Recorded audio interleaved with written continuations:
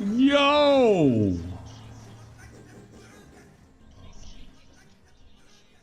I'm here with the Arab, man. Hey! Mr. Vault, 69, baby. Got a cool video coming out with Thornton Smash. I'm kind of hoping Turkey Tom looks at it. Yo. Real good story. Vindicated. According to him, he can't even be. I was a little surprised to hear this. I don't know how he can't even be tried against it. I thought you had to get a trial to get it be double jeopardy. According to his lawyer, he can't get charged again. I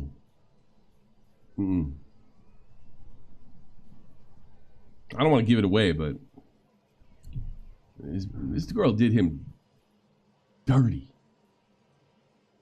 But it's really about all the YouTube bitches that just like there were guys that were like, like people we know, like, hey Tommy, you help me out with this. You let me know this. What kind of? Sure, sure. Send over. I'll give you Matt. I'll send this over. This is what I use. Coming up to him and like, oh yeah, so what's going on? It's like, well, look, I really appreciate it if you wait because I'm innocent and I'm sure the charges will get dropped. Oh, okay. Drop a video. He's a wife beater. Like that.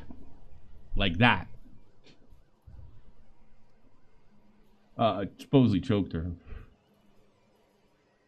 Ooh. Supposedly, but once the DA got a look at it, they're like, no way, we ain't going with this. Charges drop. Now they don't sit there and they don't say to you, oh, you're innocent. You know, they drop the charges, which pretty much vindicates you. You know, I did a very neutral video on it, but I smelled a rat with Thornton Smash immediately. But I didn't want to say that because I didn't know him. I didn't know her. And sometimes guys beat their women. You know, it does happen.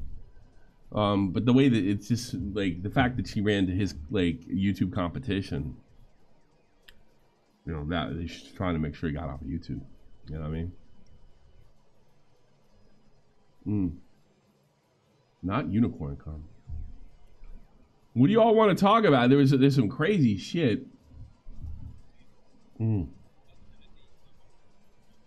that's one of the reasons I didn't do a shop on the point. You know.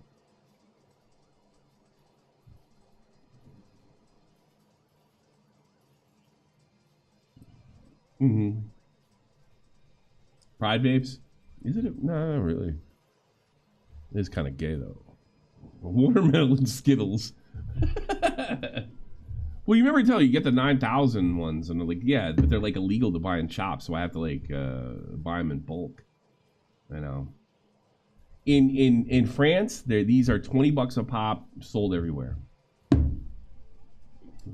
The random.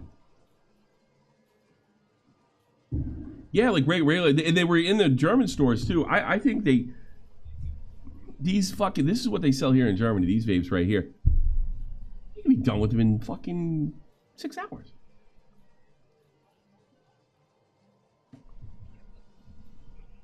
Desi, I love it when you shit on Boogie. It shit cracks me up. You're welcome, Desi. Did I tell you remind me of Sissy SpaceX? Yeah. Strawberry Skittles, I don't know. Whatever goes good with coffee. They all go good with coffee. I don't give a shit. You know, I don't like smoking anymore. Like, I had a cigarette a couple days ago. It just doesn't do anything for me. These? I don't get nauseous. No, that never stopped me before. No, I just don't like it. I don't like it with coffee. It's just like I can smoke inside too with these. I can't smoke inside with the other ones. So there you go. There you go. I saw something interesting with I saw something interesting with I should put this on.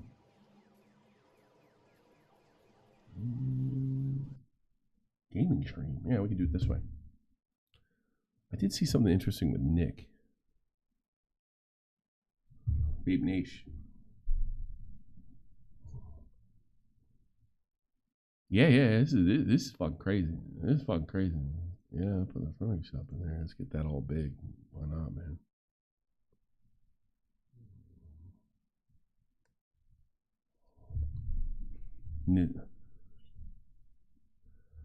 You broke this for our copyright infringement, which I've never gotten one of these removed.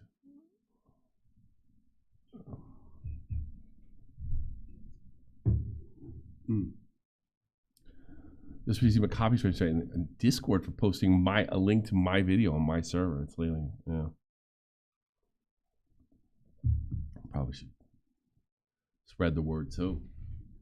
Yeah, see, I wonder if they're not going to go after Mudahar. They're going to double down on him. I wonder if that's the plan. You know, because Mudahar did a video on him.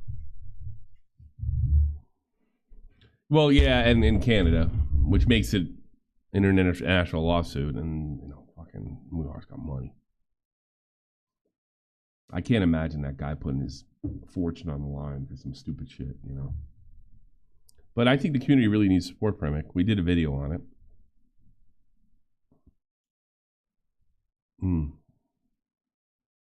Yeah, it's called a pedophile, man. Jesus Christ.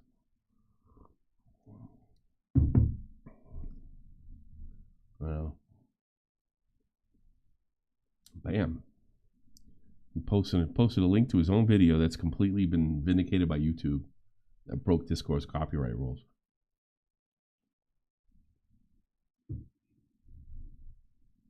What?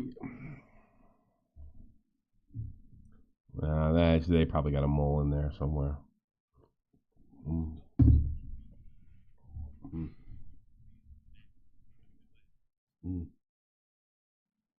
Thoughts on the Turkey Tom Arcade video? You want to watch it?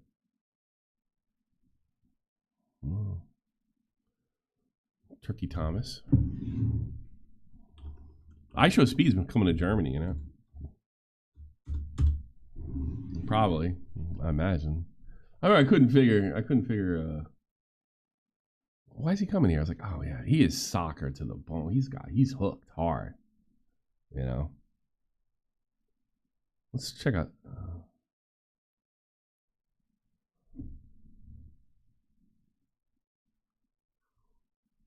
Let me tell you something. Women always want more. It's the wanting that gets everybody. You can't hear it? I do. I hear it. No audio. Oh shit. There we go. No, it was me. It's my fault. It's my fault. Yeah. Like neither me or the... Yeah, well now you're on. Statement is so hard to fucking read. And fighting with internet strangers. I don't trust any of you, and I hope all of you catch gonorrhea from that white face paint you put on. You disgust me. This is how Nick Rekieta went from internet lawyer to criminal lawyer. I'm done. I'm done with life. Long before Nick ever had aspirations to become a lawyer, he went to Southwest Minnesota State University to get a degree in literature and creative writing. It was during this period, in his early 20s, that he met Kayla, his future wife, who was attending the same university. Though they've remained remarkably private about their kids and kept pictures of them squarely out of the internet, probably wise given the state of things, we do know that Kayla became a stay-at-home mom in 2007, soon after they had their first child. The pregnancy and having to pay the bills are probably... Imagine doing fucking hard drugs in your 40s. It was a joke from some comedian that I heard, like, oh, I'm gonna really, like, nobody starts smoking in their 40s, much less they're doing a hard drug. It's like it's like a strange midlife crisis. It's fucking stupid. How? That's just like my question. How? Kino Casinos fighting Rakita ball washers. Yeah, I don't get that either. What made Nick take up work in customer service for Wells Fargo around the same time. Fortunately for him, he only had to stay there for a little over a year as he managed to get a much more prestigious job as a brokerage representative at Thrivent Financial for Lutherans, an organization that provided services like life insurance and retirement planning, and at the time employed only Lutheran Christians, indicating that this was Nick's religion. For 3 years, Nick had a life many I always love it when the Christians get it. I do. I gotta be honest. I do too. You didn't grow, but you didn't grow. You have no reason to, because you didn't grow up with this shit like I did. No, I mean I do for the Muslims though. I mean, like, so yeah, you transfer all the Muslim bullshit you got subjected to, and like that sounds familiar. That sounds familiar. All right. Okay. Fair enough. Many people would kill to have. He was in his mid-20s. He had a wife, a kid, and presumably another kid on the way, and a good-paying job in a charitable Christian organization. But even then, he had the ambition to do more. And in early 2010, he stopped working for Thrivent, and based solely on what's on his LinkedIn page, spent the rest of the year without a job and enrolled in a law school the year after, followed by another. Really, you started late then, huh? 4 years without formal employment. I can't say for sure how he afforded to do this. Probably because of her. That's what this is. No. She supported the family while he went to law school. There you go. It's that simple. Some women do that. I know a guy recently. He was a working class guy, and fucking business went out of business, right? So his wife is like, "Look, I'll take care of it. I can take care of this shit. Go back to school." He said, "Yeah, but I'm too stupid to go to school." Right? And she's like, "No, I'll support you." And he went in and started off all right. But then they started asking him his pronouns and shit. And he's just, he's in his 30s. Couldn't deal with it. It's actually somebody that's a host. He couldn't deal with it. Is someone we know? Yeah. I'll it's fucking Will. He couldn't deal with it. He's like, fucking, they're asking him his pronouns and they're putting a deaf guy in charge of the radio program. You said Optimus Prime. It was Optimus. And like, he's out of school now. I could talk about it. He told me I could talk about it. But and he's back at work. That's why we don't see him no more. He thankfully got a job, but, it didn't work out. And I don't think it had anything to do with his brains. I think it had everything to do with, like, he was too old for this shit, to tolerate this shit. And he's got the, like, what are your pronouns? What do they look like, bitch? I mean, like, that's what, like, he's from my generation. Thankfully, we do not have that over here. It's fucking amazing. No fucking pronoun. Just go in, study, or leave. Yeah. Go in, oh, God. That sounds like a dream. I love it so much. Yeah. I fucking love it so. Yeah. And then I like to think that he was inspired by me a little bit. He wanted to go in like communications, so he like took a radio job. He got the radio gig over there, and they put a guy that was stone fucking deaf in charge of the project. Black Sabbath, Iron Man, like he was playing like. Welcome back to 107 FM. Like Megadeth. Right by lightning. And Will's like, "I'm done. I'm out of here. I'm going, baby. I'm going to get a fucking job." And he wasn't like one of these like cool deaf guys. He was like, "I'm handy capable," like that shit. Even though you can't hear shit, imagine that. Imagine kids imagine Matt woke up one day and he's like, "I want to be a marathon runner," Imagine that shit. Dude, it's fucking like Boogie being a gymnast. We have the audio too. I've heard it. I think he showed did he play it to you a while back. I think he did. It is fucking hilarious. It is hilarious. Jesus Christ. Bye-bye, Jovi! Live it on a prayer. Know your fucking limits. Yeah, it's okay to have limits. It's like, yeah, it's like that fucking scene in. You ever see Mr. Radio? Do movies. You ever see Mr. Holland's Opus? No. Fucking the guy in Jaws, Richard Dreyfuss is in it, and he's like a musician, and then he has to work in a high school, right? But his real passion is coming up with his opus. He's like his grand I guess piece of music that he's writing, and he gives birth. His wife gives birth to a kid that's deaf. And he's very disappointed because he can't hear music. He can't share the magic with them. And there's this scene. Oh. Dad, you think I can't hear music, but I can feel it. And you have no faith in me. And he's like, no, son. No, son. I can feel the music, Dad. I can feel the music. I feel it, Daddy. And fucking Richard Dreyfuss is crying and shit. I'm gonna go be on the radio, Dad. Ultimate Whisper. I feel music, Dad. I like music too, just like you. It's like his dad was like a fucking like soccer player, and his kid was born with no feet or some shit. You know? Dad.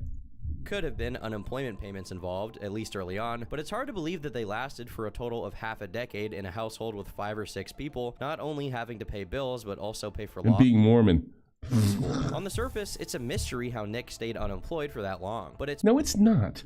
like Tom doesn't know anything about like— It's a conspiracy, Tom's on a day over, Tom's on a day over 25, and he can tell. It's been speculated that him being able to do this is directly involved with the passing of his grandfather, a veteran from the Korean War who happened to pass away just half a year prior to his enrollment. While there are no documents proving the inheritance— Well, let me tell you something. I wouldn't want my kids smoking fucking crack in front of my grandkids, right?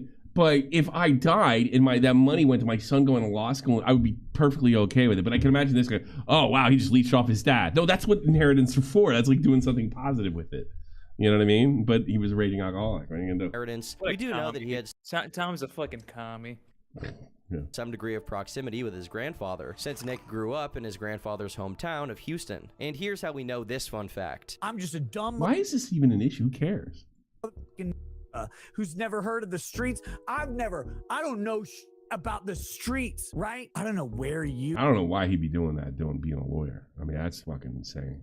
Grew up, but where I grew up was the #1 crime neighborhood in Houston, Texas. And you look at Nick. People got shot every day. Yeah. Later on, there's another grandfather inheritance theory that's much more substantiated, but we'll cross that bridge when we get to it. By 2015, he got his diploma and opened a business, Recato Law, leasing out an office and everything. Got involved with fucking IPS.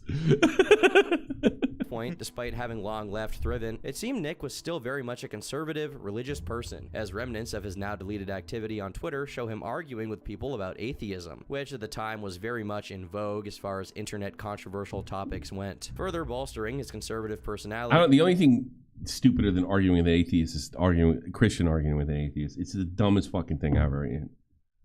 I know. I only got interested in it from like Thunderfoot from the perspective that some of the Christians were striking down videos and stuff. That fucking drove me crazy. Were the posts he made online, occasionally tackling contentious subjects like the Black Medicare takes too long, and it's like it's a whole different stream. I can goof on Tom. Lives Matter riots, but nothing too risque or radical. However, by late 2017, those same dead footprints of Twitter activity show that Nick was beginning to engage with the seedy underbelly of alternative internet personalities. Namely, he participated in discussions regarding the brewing conflict. There he is. The underbelly. I wonder how fucking Masterson gonna take that. Masterson from The Dick Show and his former associate, Maddox. This conflict erupted into a lawsuit dubbed the LOL suit by many due to how incompetently the suit was put together. I'm no law buff, but from what I can glean, Maddox was asking for $20 million while citing Kiwi Farms posts as evidence of the damages Dick supposedly caused him. Regardless of the suit's merits or lack thereof, Nick, who was already interested in this niche culture, saw this drama becoming litigious as an opportunity for him to further become a part of this community. And so he did. Remember when he said, like, fucking Tonka was going to lose everything and go to jail? I remember that. For 2017, he began posting a series of videos in which he carefully reviewed the files and gave his legal opinion on them. You all by now have probably... That was a smart move too. I mean, from a YouTube perspective, I mean, because people love that fucking show, and they're still pissed off that it broke up. You know, I loved working with Dick when we did lolcow. Absolutely loved it. He's really he is hilarious. He is He's legit. Because that was the first time I was like, wow, this guy's like a real pro. You know, like that was I love working with Dick. Read this, but I'm gonna go through and give you my learned legal opinion, which I think he had fun pretentious and everything. So I'm gonna do that with this bottle of Balmore Scotch, which is fantastic. Yeah, and I always thought that was a part of his image a little bit. You know, that he put the Scotch down. That was like I didn't realize that he was a raging alcoholic. You know. And we're gonna see how this to goes. make his word not like be able to be used in court by drinking. Could that I don't be a I don't think possibility? so. I mean, I don't. If he's getting really sloshed, and that might, I mean, like all right, let's say you needed a lawyer and Rekieta Law's out there, and you saw this guy getting sloshed on the internet. You gonna hire him? No. Yeah. No, Okay. exactly. Okay. Like that from that perspective, yeah. So just bear with And me. another thing too is 2000. He hasn't been a lawyer all that long. I thought he went to law school out of high school. You know, out of No, college. it would be like very, very fucking recent, though, right? It's very fitting that the since first he video, graduated. Yeah. which indirectly led to his current situation, has Nick opening a bottle of scotch in the first 30 seconds. Many more episodes of Nick's review of That the was part of his lawsuit image, ensued, though, and in by fairness. January 2018, he had achieved his objective There's nothing wrong with drinking a bottle like a glass of scotch while you're disgusting. I think there's absolutely nothing wrong with that. becoming recognized in this little corner of the internet, as Dick invited him to take part in one of the episodes of The Dick Show. Possibly due to the advice he had been receiving from people who were following his uploads, he began live streaming his lawsuit reviews on YouTube, since they were all unedited anyway. While Nick gained reputation with Dick and his cohorts, he made himself an enemy of Maddox, who eventually went on something of a campaign to label Nick as the blackface lawyer. While I refrain from commenting on the implications this may have, Nick, along with his non- But that crowd does black not guy. care. Look That at crowd black doesn't. guy. Yeah, black guy. He's good. Motherfucker, you did blackface. Nick counterpart, Drexel, directly addressed the origins of this picture. You put a black guy on for that? That's a little lame. I wouldn't have done So that. fucking. You know, because that would have been a situation where, like, real talk would have been like, let me on. I'm like, no, that looks bad, dude. It looks bad for you. It looks bad for me. I it gotta. was like very fucking. Let me deal with obvious. this myself. You know. Sure. Context is Halloween. It's at my house. We have a group of very close friends, Yep. maybe five, So, six yeah, people. 2005, Look how mad he looks. I came to visit, and all of our friends get together, and then at that point, you're like, "Look!" And then here it is, Nick in blackface, and it's hilarious because he's going as me. I had borrowed your headband. You borrowed the headband, and you're rocking the afro that I was rocking at that time. Yeah. And Someone actually said that's not the same guy. He's He's got 19 subscribers. Oh, that's a clip. bald. In spite of whatever one's opinion may be on blackface, it's clear from the context that it wasn't done in a mean-spirited fashion, and if anything, emboldened Nick's reputation with the crowd he'd been mingling with. Yeah, He saw there you it as go. proof Tommy's that right despite there. being a lawyer, he had a sense of humor. Fortunately for him, despite his strong association with this crowd, he wasn't at all limited to making content that Maddox and July are pals. What a shock. A left-wing wacko and a right-wing wacko have a common enemy. No principles. Shocking. cater to them. As a matter of fact, he made content on pretty much any litigation-related topic he could get his hands on, and every once in a while, it drew in a new crowd of people. Part of why his streams were appealing to people, in spite of how boring the average person would find listening to someone translate legalese for hours on end, his analysis was so charming and easy for a layman to understand. Yeah. He people did a good job. actually Like, wanted to Nick give did a him good money job. for He's a good super chats YouTuber, to support for sure. his streams. The first significant bout of traction Nick was involved in was the case of sexual harassment accusations surrounding Vic Mignogna. In early 2019, Vic, a voice No, he's not going to touch the IBS error. Yeah. And this is another one. I mean, we're still, Like, like, nothing 6 minutes good in. ever happened to Vic. actor who often appeared in anime dubs, had a series of accusations levied against him, which caused him to lose job opportunities and convention appearances. In response, he filed a defamation suit against his employer, Funimation, as well as other voice actors, and Nick organized a GoFundMe page for Vic's case. Well, not exactly. The actual beneficiary of the page was an attorney called Ty Beard, a personal acquaintance of Nick's who founded and managed a private equity firm and dealt primarily primarily with mergers and acquisitions, not defamation lawsuits. Again, I'm in no way a legal expert, but if you're going to conduct a lawsuit, especially one that was as high profile as this was set out Lawyers looking out for each other. There you go. to be, you better get Big someone shocker. on it who is specialized on that kind of lawsuit, not a random attorney. The thing is, Ty was anything but random to Nick, but in order to really explain their relationship, I'll have to take a step back and make a significant detour here to tell you about a man named Lewis Walter Owen. Lewis was the founder and eventually president of a company called Petrofac, an international company worth hundreds of millions. Based on one extremely autistic, in a good way, KF users' analysis of stock exchange data, Lewis's shares of Petrofac were worth anywhere from $132 to $194 million, and that's after he donated $3.2 million of his shares to charity. From $110,000 donated to a university to around $800,000 donated through the Owen Family Foundation each year, totaling around $40 million as of 2011, Jesus. meaning it's probably way more now. Lewis and his wife were very Catholic and donated a whopping $18 million to build a hospital that still carries their name to this Wow. day. And these are just a few of their That's charitable cool. acts. That's Basically, awesome. they were the real-life Martha and Thomas Wayne, true philanthropists who spent their life trying to give as much money as they could to help their neighbor. Can't- so why you is can't any go- of this they relevant? can't bury you with the it, like my person grandma appointed used as to say. Secretary and treasurer of the Owen Family Foundation was Lewis's daughter, Oh. Celeste, Nick Rekieta's mother. Lewis Owen passed away in 2018, followed by his wife just a year later, but he left behind a will, leaving his inheritance to his children. The executor of this will, who signed his name on the document, was none other than Ty Beard. Oh yeah, it's all coming together. Oh, You see, shit. Nick has a history of claiming that he grew up in the worst neighborhood of Houston, Texas, and truly knew the streets as the OG white bread N-word. Additionally, he's claimed that his family's ability to afford all of their kids and homeschool them has nothing to do with having money, because according to him, they were already doing it when they were flat broke and unemployed before he went to law school. This means he's necessarily talking about the time period prior to 2011. Now the drug addict thing at a later age makes sense. Money? Yeah, it He does. came from money? No, it's the Mormon thing. He never got a chance to do that. A lot of you Muslims have, especially guys in the States and over here. You go like, you never get that wild, hair out of your ass from college. Like, whereas like, European kids and American kids, Australian kids, they get the wild hair out of their ass, between, 18, 22, 23, right? Then you get married and what have you. He never got it because he was a Mormon. He never got it. Alright, yeah. So that makes sense. Like, that's like, how does a guy that's a lawyer at that stage in his life, like, oh, I think I'll do some fucking coke, like that's something you do when you're like, you may do it once in your high school and get hooked on it in college or go through a whole thing, but it's not something people will do in their 30s and 40s, but that makes sense. He never got the why. And this is something my dad used to say, like, it's like the way college kids are, the way they drink is alcoholism, right?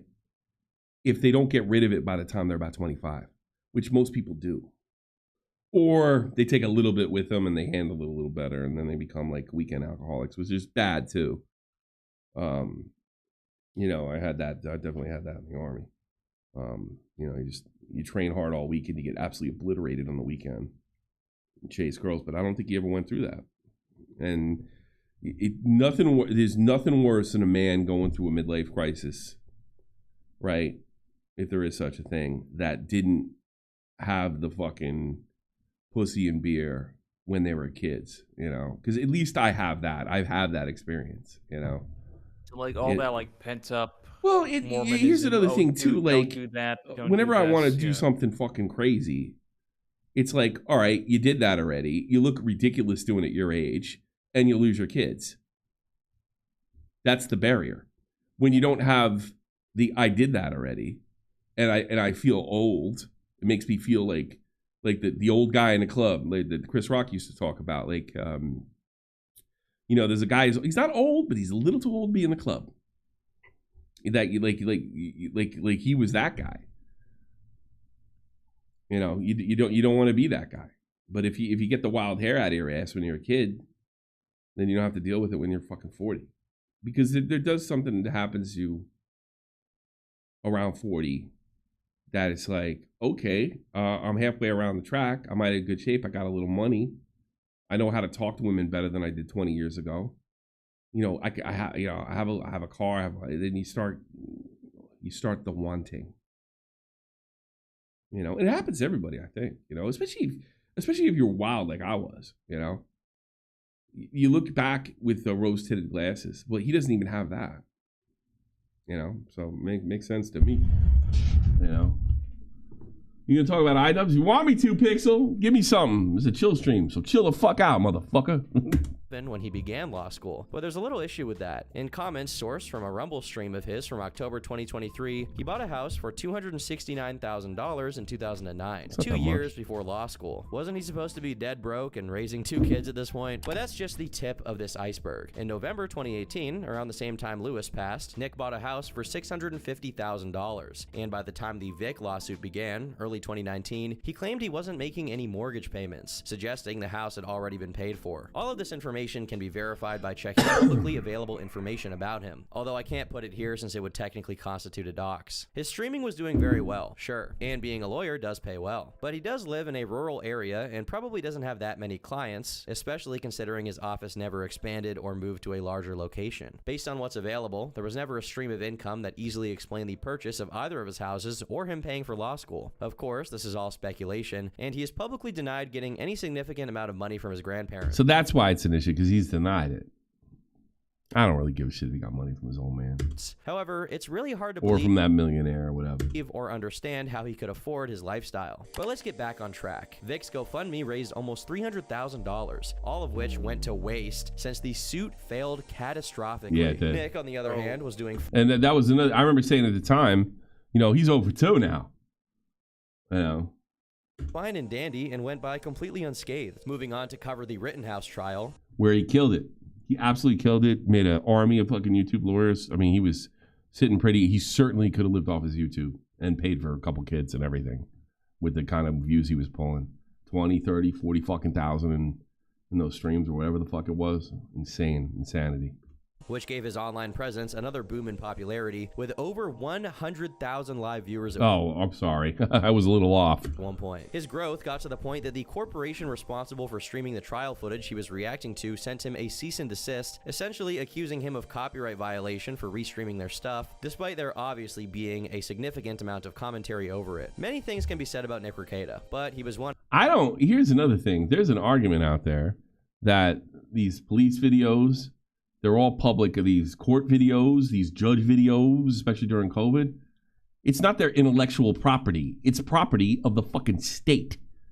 Therefore, it's fair use for everybody. I mean, like, it's public. Yeah, yeah, exactly. I wonder, but you know, you got to go to court and fight that shit. One of, if not the most successful content creator in his genre. Nick Rekieta was long established at this point. It'd be like filming in public.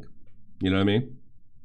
You can't, like, well, in the state, you can film anywhere publicly. You can't shoot somebody on their front yard or anything, but you, like in the streets, yeah, that's you can film.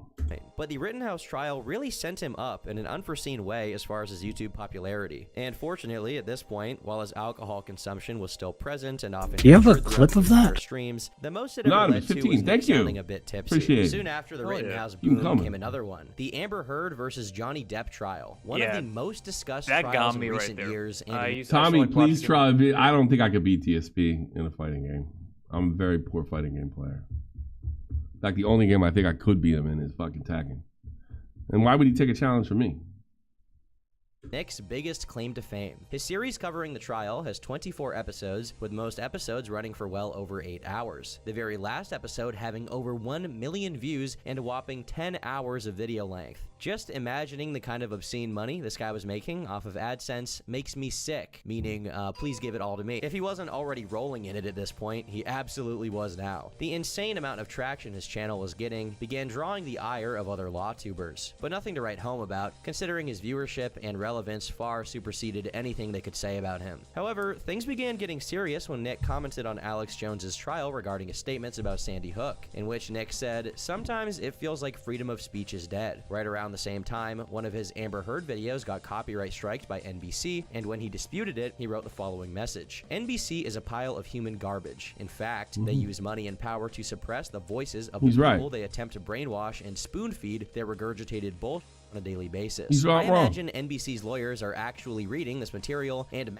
debating over real legal work, just wishing they were involved like the cucks they are. No one watching my content would ever actually watch the NBC video in virgin form because NBC is a lying keep. My content adds the necessary expertise and background information for people to return an informed opinion on the matter presented rather than be spoon-fed apple juice from a bunch of communists. Well, the dispute did clear the copyright I don't disagree with any of that. strike. He wasn't safe for long, as not long after, he received a terms of service strike for showing blood, which is more serious and will get you banned far more reliably than copyright. And as a result, he was suspended. A while later, while discussing the Kiwi Farms versus Keffels debacle, he got himself in hot water once again when, in a heated gamer moment, he suggested people like Keffels, in the context of distributing HRT for minors, should face the wall. I'm not saying he's wrong to criticize these people, but You can't say that. You can't say that. Yeah. You can't say that. I mean, he could have said it like, I think a crime like that should equal the death penalty. I think you could probably get away with that, but that's about it. this was recontextualized as a death threat against trans people, and as a result, he got another suspension in terms of service strike. Yeah, he got the trans fucking card. Meaning his channel was now hanging by a thread, and his future live streaming on YouTube was increasingly unsteady. The stress he was under made his problem with alcohol even more intense than before, and now there were large portions of some of his streams in which he was audibly drunk, saying the kind of things that get you banned real fast. You want to take it from me? You better meet a f***ing... Eventually, he did get kicked off the platform for a third TOS strike that was supposedly due to Nick doxing people, but in reality was the result of a mass flagging campaign conducted by Keffels' followers. This event was covered by journalists who, recognizing Rekeda's importance on the platform as pretty much the originator of the genre of law-related YouTube content, highlighted the injustice of YouTube allowing this mass flagging campaign to succeed, and lamented the possibility that Nick could even get disbarred for the death threat allegations. We had the best lawyer. Yeah, We had the best lawyer. he was good. We had the best guy. He was fucking good. I miss him so much. I can't really talk I forgot about his it. name though. I forgot his Lior name. Lesser. He's Israeli, no? Yeah, I do. Yeah. He really believed in the free speech cause, like to his bone. He's poor. I can't really say what happened to him. Kind of sworn to secrecy. Nothing he did. Just that evil depression bug. Just fucks up people. He was the best. Because he had shit. I remember when we were at war with memology, man, we had him over a barrel because of Lior. Because all the shit they were saying was other bullshit. The whole BetterHelp stuff. Like, nah, that's not the way it works. Here's the law. Here's how it works. Lior was a bad. He was fucking. He worked with Sargon. He worked with me. Wow, he's fucking great, man. Even if that didn't happen, Nick hadn't been practicing law, as he was dedicating all of his time to the channel, which in 2021 pulled in over $700,000 in revenue, which is crazy for content that's completely unedited. Soon after this ban, he took up streaming on Rumble, where he was still pulling in live viewership at the tens of thousands. Really? Fortunately for him, his ban from YouTube was lifted, and he returned in October 2022. Because of his brush up against trans activism and censorship, his reputation as a sort of conservative figure became even stronger than it already was. Oh, how little they knew. As early as July, there were signs that something strange was afoot, beginning with Nick having pictures taken of him getting stepped on by girls in cosplay at the that's weird. convention. Granted, his wife was already there, and this could easily be a simple joke, but it showed a side of Nick that people weren't familiar with. At the time, the most this could be interpreted as was that, despite being a family man, he comfortably engaged with less than PG or edgy concepts. However, with time, it was becoming... Yeah, because I would have played that off to his... What the fuck is that? What's it? Key 7, the queer changer of ways. Weird, I don't know. Queer classical liberal, he, him, proud owner of the most divisive and weirdest Twitter timelines. Clear that he was a little too comfortable. The person he had managing his Discord server, for example, regularly posted extreme hentai to his main Twitter account that would whiten the head. That's to get you. You get these anime freaks in there. I tell you something, we put this the junior news team together, or the junior... Do you have a clip of that? The junior team together. Van Kessem donated. No soup for you. The soup Nazi. Thank you. I think I afford a soup at that $15. So. Hair of even the most powerful gooner. This tipped people off that just maybe there was some activity. Yeah, and the right-wing crowd, they hate that. It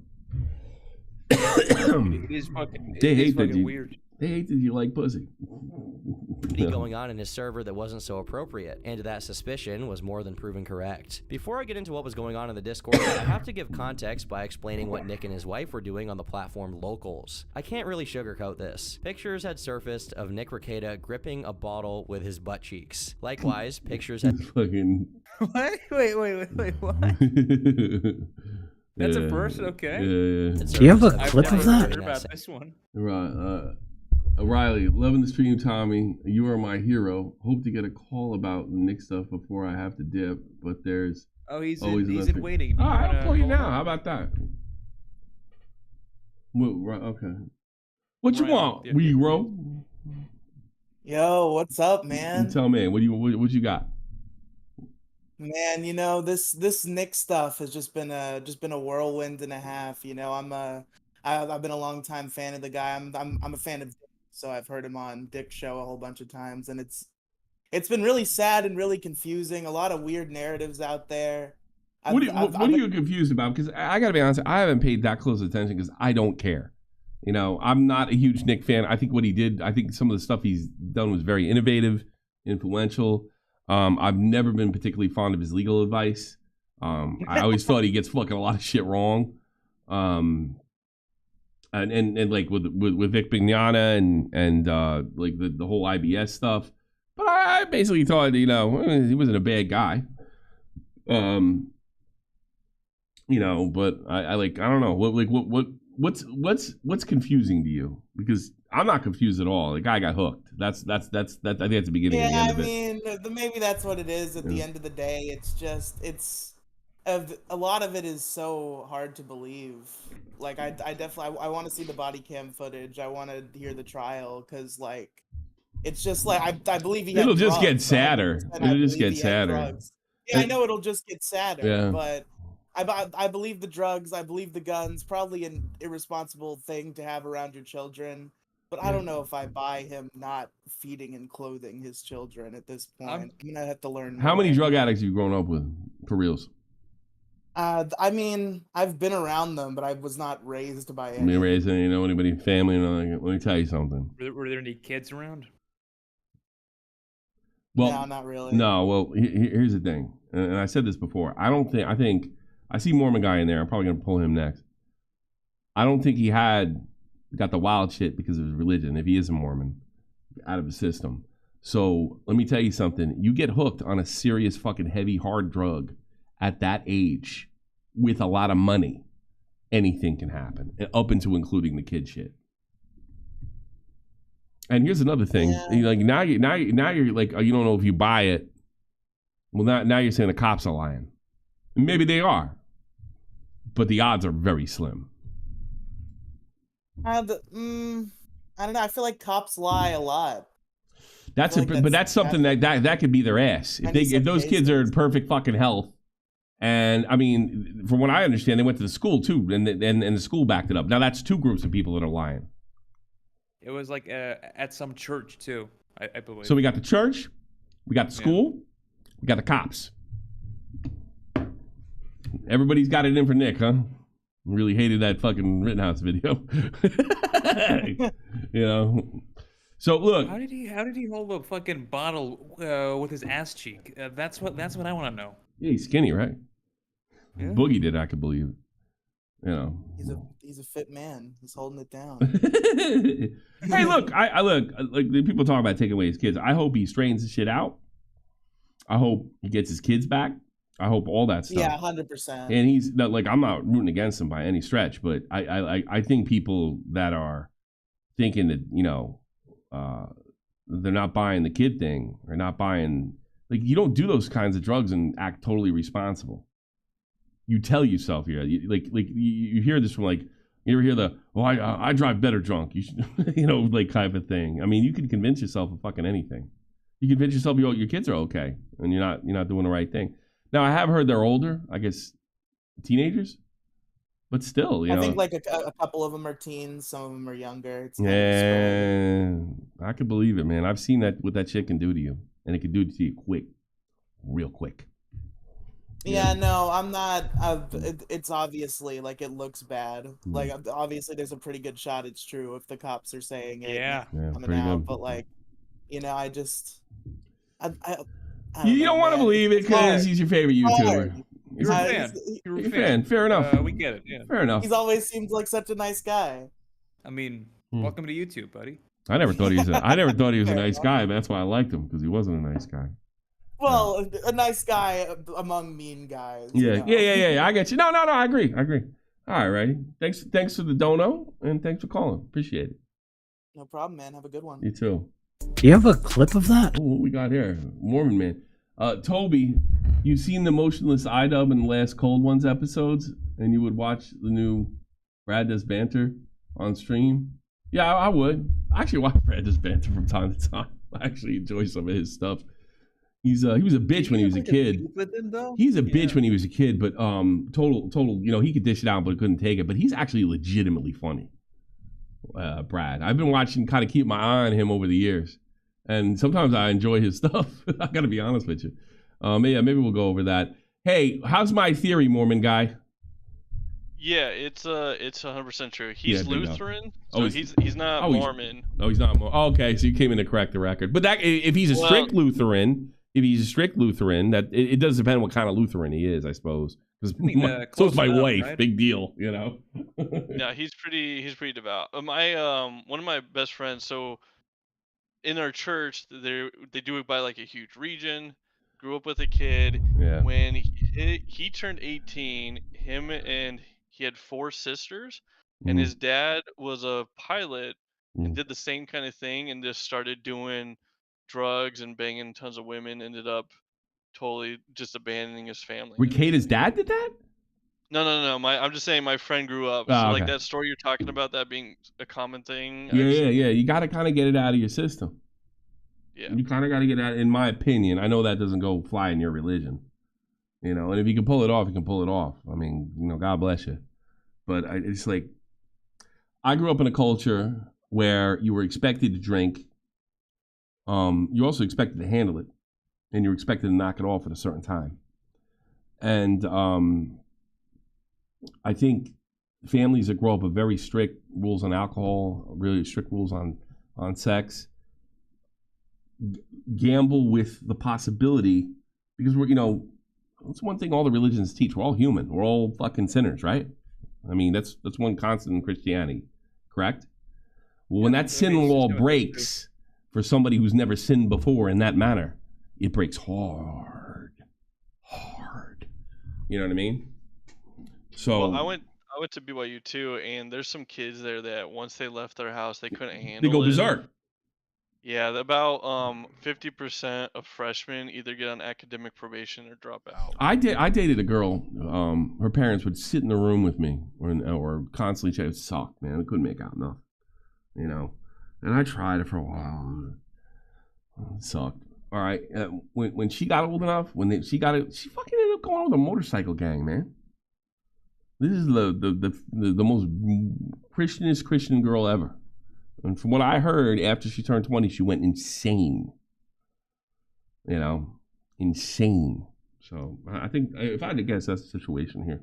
Stick around, Mormon guy. You can watch with us. I want to address the iDubbbz thing. You do need to watch the Cold Ones thing. He's getting roasted so hard in the comments. It's some of the funniest shit I've read in a All right, we'll check that out. Long though, yeah, it's fucking long. Yeah, we'll check the Just comments. For today, just read the comments. They're some of the funniest comments, especially they bringing up his wife and stuff. It's great. That's funny. All right, you want to stick around? Yeah, I'll stick around.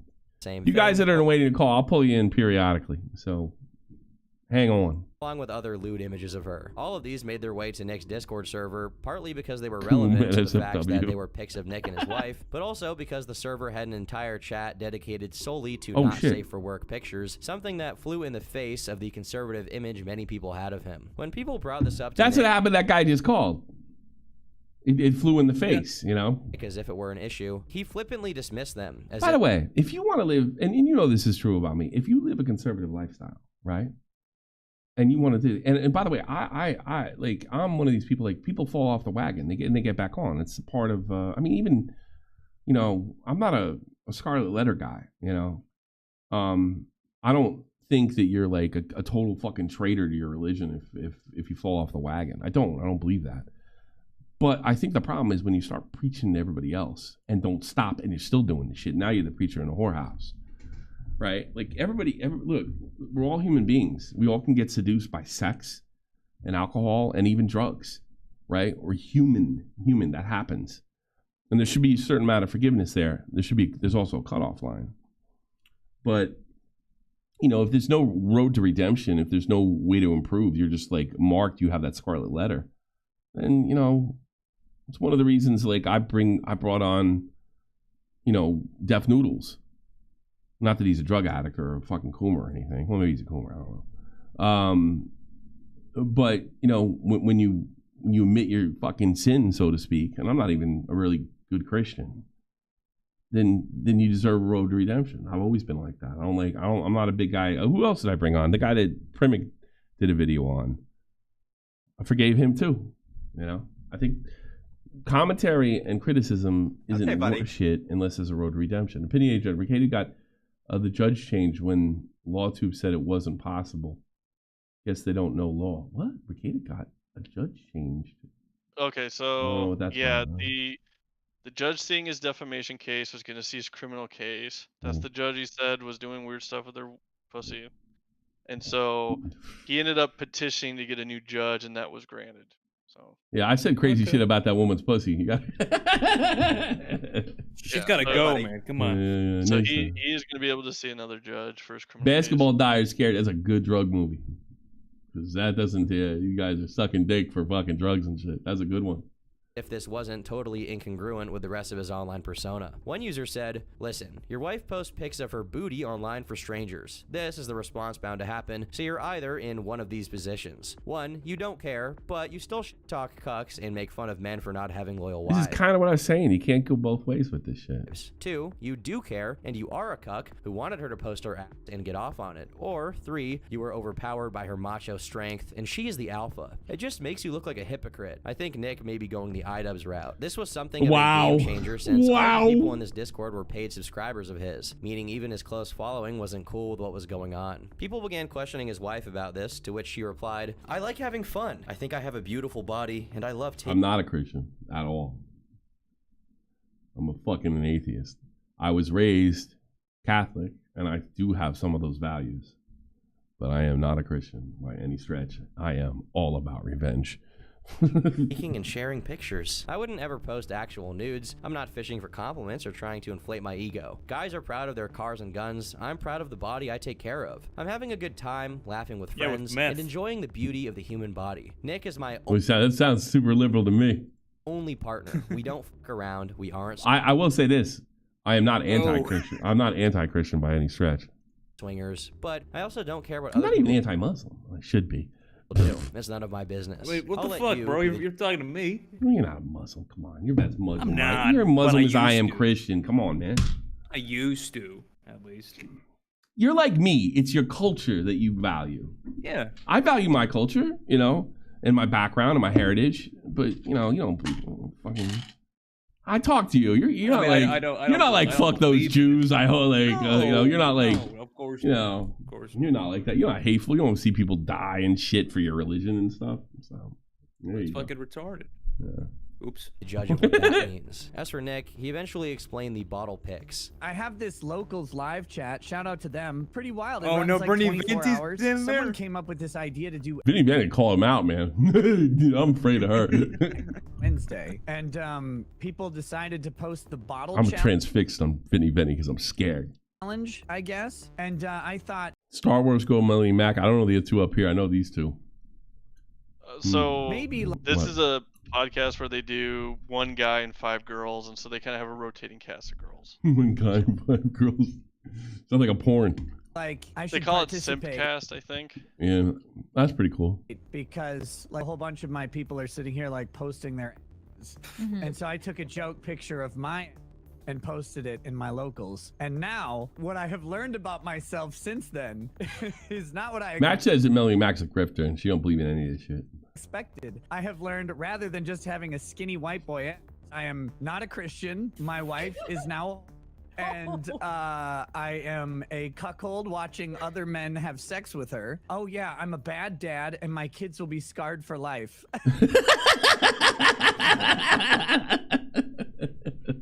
At least it was a new Lutheran, right, Mormon guy? When's the last time, you guys pop off with your fucking, like, the side, not even the Latter-day Saints, like the side cults through the Latter-day Saints. They're the ones that are whacked. They're raping kids, they're little boys and shit. You know, but Latter-day Saints, they don't really have too many problems of this category, correct? Okay, so if you really want me, I'll tell you a secret. Tell me a So secret. there's a huge scandal with the Boy Scouts of America doing kind of what the Catholic priests were doing. Yeah. Oh. One of the things that they don't talk about is that the Mormon Church had a partnership with the Boy Scouts of America. It turns out most of those Boy Scout masters were Mormon. LDS people. Oh no. Yeah. So they didn't they were able to cover it up a lot, but thankfully my Scoutmasters never did anything. Yeah, to me, I enjoyed my time in the Boy Scouts, and if I thought there was a good Boy Scouts for Tommy, I would totally encourage it. I didn't have any issues in the Boy Scouts. I told you about my story. I had a weird thing happen to me in confession, you know? Yeah. Where I fucking had a goddamn priest trying to coax a masturbation story out of me. I didn't realize it until like 10 years later. But, yeah. This already looked pretty weird, but believe me, it gets worse. Let me ask you a simple question here. Do you know what a baldo is? You're about to find out. From mid to late 2022, for whatever reason, Nick Tommy, found himself discussing the Wow. baldo multiple times, even reviewing it at one point. It's a kind of torture device looking toy that turns your testicles into a second shaft. Based on what I can glean from his baldo review was originally meant exclusively for locals, but quickly made its way to the hands of clip channels and Kiwi. What is it? Okay, so it's a strap on that essentially is a extending dildo. I want to to see put on this. your balls that have two dicks. I don't got anything on screen. I want to see. Comes your screen on it. I'm Muslim again. I want to I'm see back. Allah want me back, man. You don't want to see this? No, dude, I'm fucking Muslim now. Come on. A baldo starter Got me set. back. EasyToys.com. Let me check this. Oh, God. Let me check this.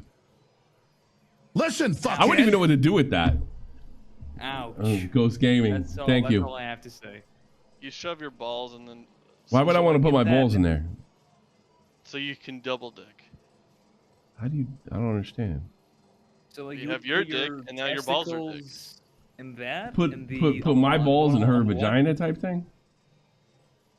It's like a double dick. Look, I'm normal too. You want so I to don't have stretch your firsthand balls experience out like an old man? No, it's more about converting your balls into another dick. That's gross. I don't want to do that. So, well, that's why they call them baldo. Glad I know. Okay. Glad I know these things. Let me fucking close that window. You know, damn. You may want to clear your history after that one. Yeah, right.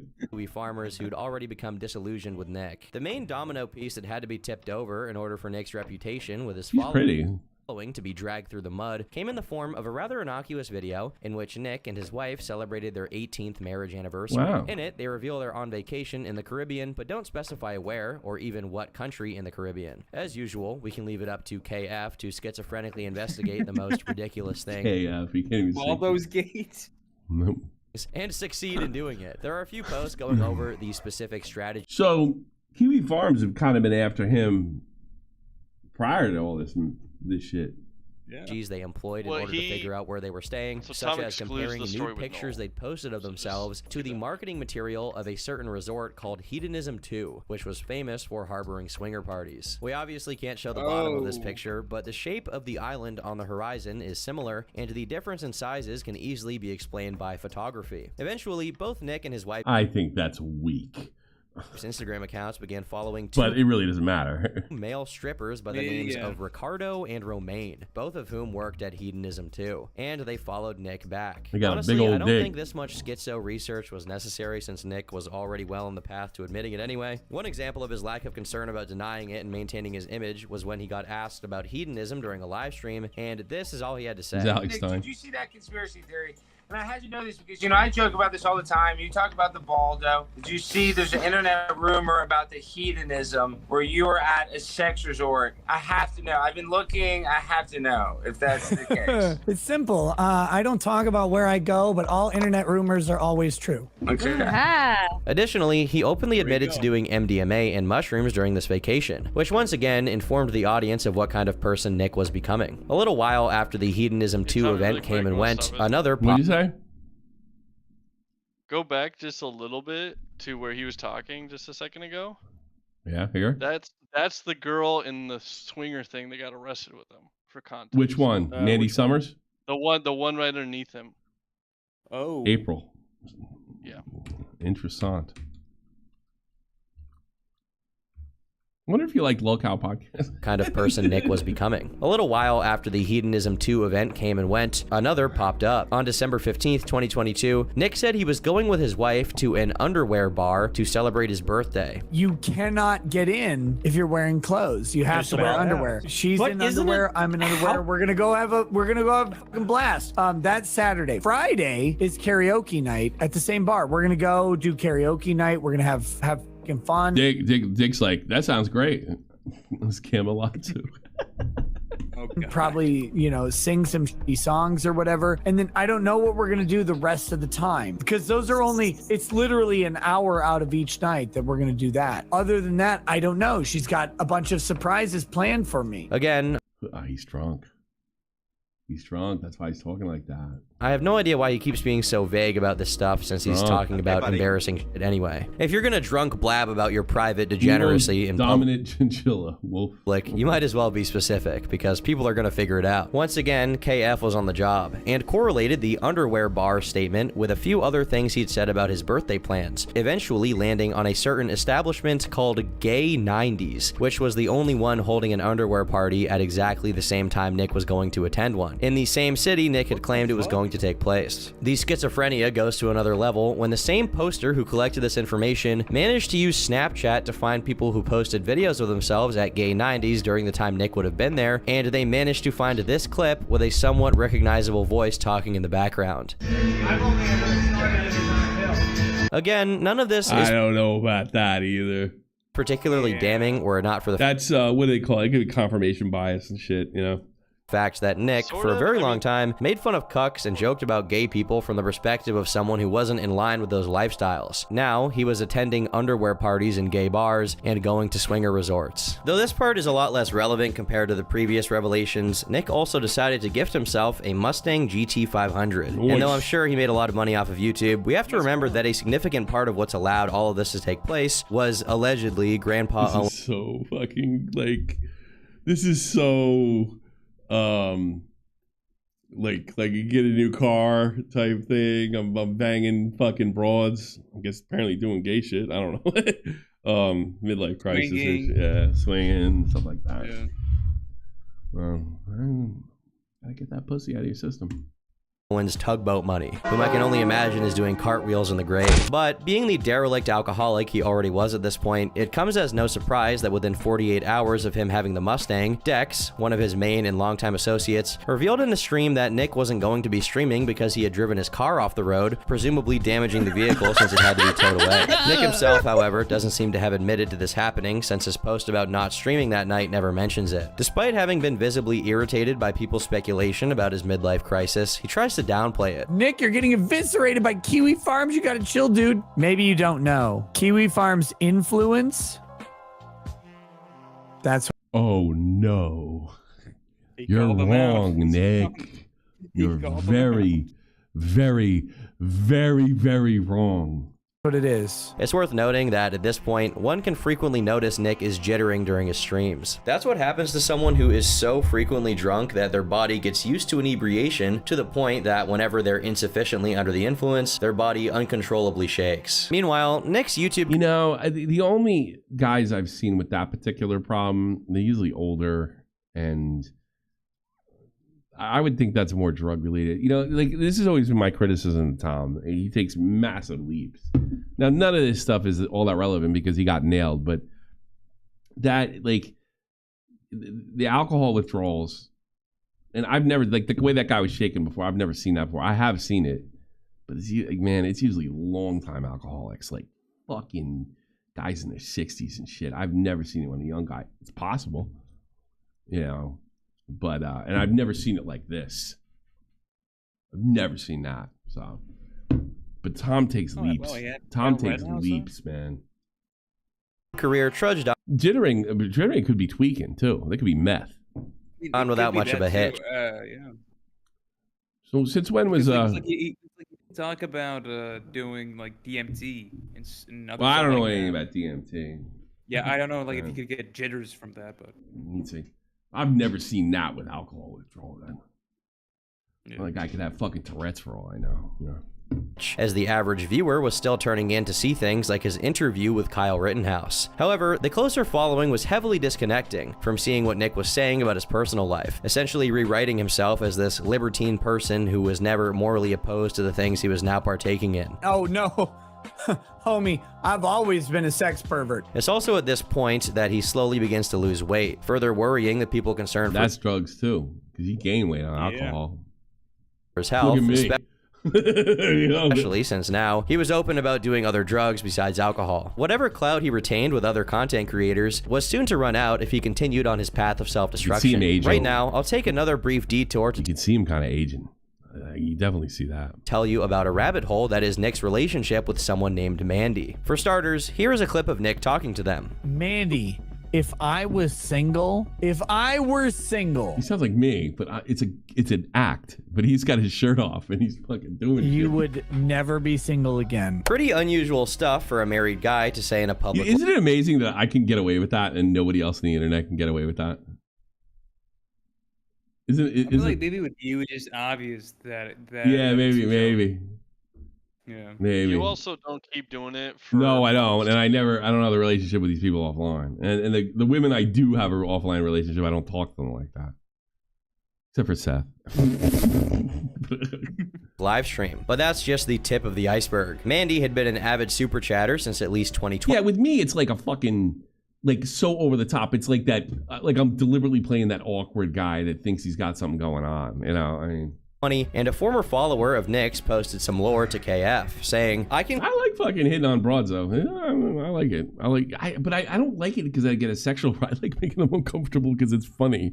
Confirm that Mandy and one of the chat mods, C. Goody, were flirting, at least as far as them saying it in chat on Nick's night streams sometime around Rittenhouse. While we do have an archived comment from C. Goody confirming that they were at least close and on very good terms with each other, Mandy's relevance is made evident in one moment during a very drunk stream of Nick's, in which he says, Look, Mandy, I'm telling you this right now, Mandy, show up to Anime Matsuri. I will 100%, I will sign your tickets. This is some true hypergamy at work here. Mandy went from flirting with one of— What's hypergamy? No clue. Mormon guy, you're educated. So, isn't that where the girls have a ton of guys, or is it what's the one where the guy has a ton of girls? It's one of those. I don't know what that means. Of the mods to being one, all the way to marrying or forming a sexual relationship with a person of a superior sociological or educational background. So dating up.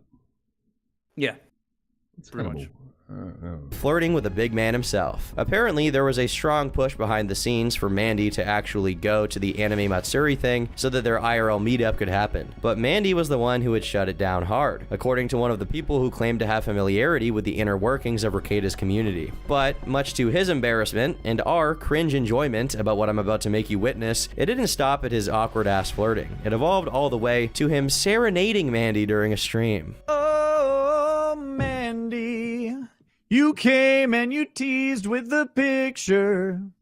Eventually, all of this culminated in the clip I played you can't be a Christian. Like, I could get away with that. earlier, where we can see Nick, a husband and father of 5, shirtless, nipples protruding, Never gonna see that from me. disgusting, gratuitously fawning over some random chick who's posting boobs in his locals chat. This was such a move on his part that it even got him to recognize that it was a mistake, and one of the miraculous instances of Nick expressing regret over an action of his. In Discord messages he exchanged with someone who had asked him about the weird, parasocial, and sexual relationship he was developing with his fans on Locals, along with the rumors being spread on KF, he said, "I've made loads of changes in everything I do since December. You know what I learned? No one cares. No one gets unpissed. The majority of people don't notice. Trying to fight people's fictions is exhausting and unproductive. There's a genre of fiction created about my life now, and it's wildly interesting, but reality is much more mundane. I'm a busy husband and father who has to balance the realities of a crammed family schedule with being an accessible member of new media." You bring up the Mandy thing. Yeah, it was a bad couple of minutes, and of course, I asked Alyssa, the owner of the Clips channel, to take it down. I was in a real shitty slump for a lot of reasons, and exceedingly intoxicated. The fun side of streaming is that your worst moments have the same chances of being recorded as your best. That was a bad one, and it hurt a lot of people. I could try and wrangle excuses for it, but I never have. My wife does not have an OnlyFans where she sells nude pictures or videos. Some people have a problem with pictures we post in Locals, and that's fine. But frankly, I never found those pictures to be sexually suggestive or even that risque. For a brief moment, he seems to have become lucid about his excessive alcohol consumption harming his judgment, but the same cannot be said for the pictures he and his wife posted to Locals. Again, not to judge, but I think you'll have a hard time saying that an up-close picture of a woman's butt in lingerie isn't risque. It's sad enough that Nick stooped this low in the first place for essentially no reason. He had nothing to gain, and everything to lose as far as his reputation went. However, it gets a little more sad and embarrassing when you discover that there's more to Mandy than meets the eye. For starters, Mandy suspiciously could never make her microphone work and take part in the voice chat, and that old picture of her boobs was discovered to be taken from a monitor as opposed to simply posted directly to the chat. This prompted the schizophrenic KF gumshoes to get on it once more, and they quickly found out that all of the pictures Mandy had ever sent were stolen from random places online, resized, and edited to make it look like it was taken from a bad Nokia phone. Eventually, it was discovered Mandy was from Israel and had played over 5,000 hours of Team Fortress 2. Upon finding this out, the immediate conclusion everyone jumped to was that Mandy was a man with a dick. A circumcised one at that, if the Israel thing is true. It's technically uncertain that Mandy is a man, but it was proven beyond the shadow of a doubt that they were a catfish, though I'm not too sure Nick would even care if his parasocial girlfriend came with an extra Frankfurter. Fortunately for Nick, this never resulted in some kind of big Mandy-gate moment and just continued to be discussed in KF. However, one threat, if we can call it a threat, did rear its head during August 2023, when Nick was sued. The validity of this lawsuit, however, is highly questionable, because it was a RICO case, which, if you don't know, is the kind of lawsuit usually put together to break up organized crime activity. In reality, first of all, it's not a lawsuit, it's a criminal statute. That doesn't make any sense on the surface. Racketeer, influence, corrupt organization. He would have been charged. That makes no sense to me unless, look, I'm not a lawyer, but that makes zero sense to me. I mean, it's really obvious that Ricada was in the Colombo family. So, to be a glorified defamation and hate speech thing dressed up as a RICO for whatever reason. And because of how stupid that was, it never really got off the ground. No, for Nick to be taken down with an injustice like this would be much too... I mean, you can't charge somebody civilly with a fucking RICO, you know? I mean, that I know. Poetic. Too heroic an ending for his story. It would take a martyr, and that he is not. He is a lolcow, plain and simple, and a self-made one at that, with more than enough opportunities to redeem himself, or at least preserve his image by not exposing humiliating details of his private life at random to the strangers watching his streams. When he was given the opportunity to put his foot in his mouth and say something dumb that would make him look like a goofball, he embraced it wholeheartedly. For example, in September you can see him aging rapidly in this fucking video. You really can see it. 23, someone in his chat brought up the topic of how moms having OnlyFans can negatively affect their kids, as the children would be embarrassed that their parent had that as a job. Nick disagreed. I think a lot of them just say, yeah, this is what mommy started doing, and it's whoa. why we go to Disney every year. No, that had no effect at all. I think that's what they do. I think they just tell them. Yeah. Like, hey, listen, Bobby, I saw your mother's pussy. Yes, yeah, my dad paid $10.99 for it. Yeah, give me a fucking break. Because they're gonna fucking find out. And I would assume that their logic would be, you know what? This is a very safe way for mommy to do this. It's how mommy puts food on the table. And so I can do this and work from home and be with you and hang out all day and we can do fun trips, or I can go be a secretary and have people stare at my chest without paying me. With this cope, the thread of prophecy was severed, and Nick chose to persist in the doomed world he he'd created for himself. Reality itself decided that enough was enough, and it was time for him to meet the consequences of his actions and lifestyle, and it did so by invoking the cursed talisman of the Ancient One. It says, the stars are aligned, a new host is chosen. Hail unto thee, Nick Chan Rakatachu. And then with that came this, and this was so weird because this came before the mention of Sonic in the trademark dispute that we were talking about last night. A Sonichu medallion has been passed to me. I don't know where this came. Yeah, I mean, I'm not a religious person or super. I ain't never putting one of those motherfuckers on. And that's fucking cursed. I'm about ready to get rid of my Mortal Kombat fucking arcade one-up over here. You know what I mean? It was at this moment that his downfall became inevitable. In January 2024, Nick took part in a debate with Destiny, and though many people considered him to have won the debate due to his better understanding of the law, Nick was visibly worn down. His clothes looked too large on him due to weight loss, and his face was more sunken than usual. While he was remarkably sober during his interaction with Destiny, probably because he knew what he was getting into and didn't want to make himself look like a total idiot, none of this composure was found on his streams, which hit a new low. Message you have for your haters. Dude, he looks older than me now. Oh. He looks older than me now. Yeah. Whoa. He's like, what, 7, 8 years younger than me? Look at those fucking bags, bro. When's his underneath birthday? his eyes. Let me check. I figure like 1983 or 4. That's what I'm thinking. It doesn't say. Nick Rakita age?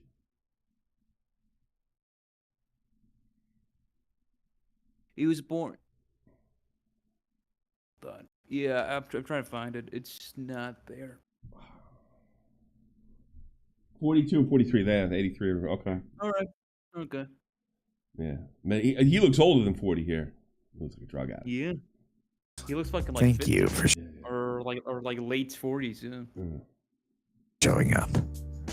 Try being less poor. Have you ever considered the fact anybody who's willing to sit for hours and Look hours at this t-shirt, man. It's gonna happen to me if I ever lose weight. at a time in front of the camera just so that maybe 5 people, but hopefully way more, maybe 500, maybe 5,000, something wrong. maybe 5 people sit and look at them and go, voice God on damn, podcast, I want to shove my fist in their vagina. He'd never been this drunk out of his mind before. Additionally, around the Mandy incident, it seemed like he actually tried to back off from the alcohol, but evidently this effort wasn't very successful. He's incoherent, talking about random insane shit, almost like he's hallucinating. To add to the general sadness of the situation, he was now pretending to have some kind of deal with Rumble to make money off of his streams. Though it's very dubious this was the case, since at this point, his online presence was a shell of its former self, and even the normies had turned out, since his general wet-brained drunkenness turned every stream into an insufferable slog. In May, all of this came to a head, literally, as we're about to find out. Nick fires up the Nightmare stream, where he's in complete disarray, completely out of his mind, slurring his words, and constantly moving around in very strange ways. Many people thought back to his claim to have done, among other things, during his stay at Hedonism, since there's some correlation between hard drugs and sensorial stims like rubbing your own skin. At one point, Nick received— I bet we find out he's doing everything he can get his hands on. Like everything. Heroin, you name it. I bet he's just, yo, drugs, let me try. Drugs, let me try. Yeah, that's what it, yeah, that's, I bet that's what we find out. a super chat that contained a link to furry inflation fart porn. But due to being drunk past the point of recognition, he developed a kind of temporary form of Alzheimer's and went on to open this link 6 different times, reacting to it in a different way each time. That's funny. That never happens to me. Please tell me he plays that clip. He's Joe Biden streaming. The messages were from Pyrocynical, so he had to read them. Oh, that's so funny. As if he was just seeing it. Unlike many of his streams that go on for almost 10 hours, this one fast approached its end at a mere 4 after this happened.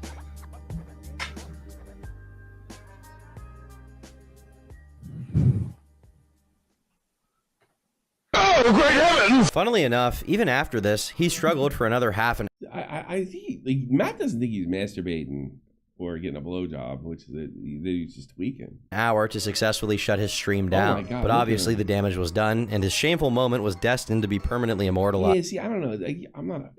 Is everybody convinced 100% that he was whacking it? Just keep going. Worst Nick had done a DS.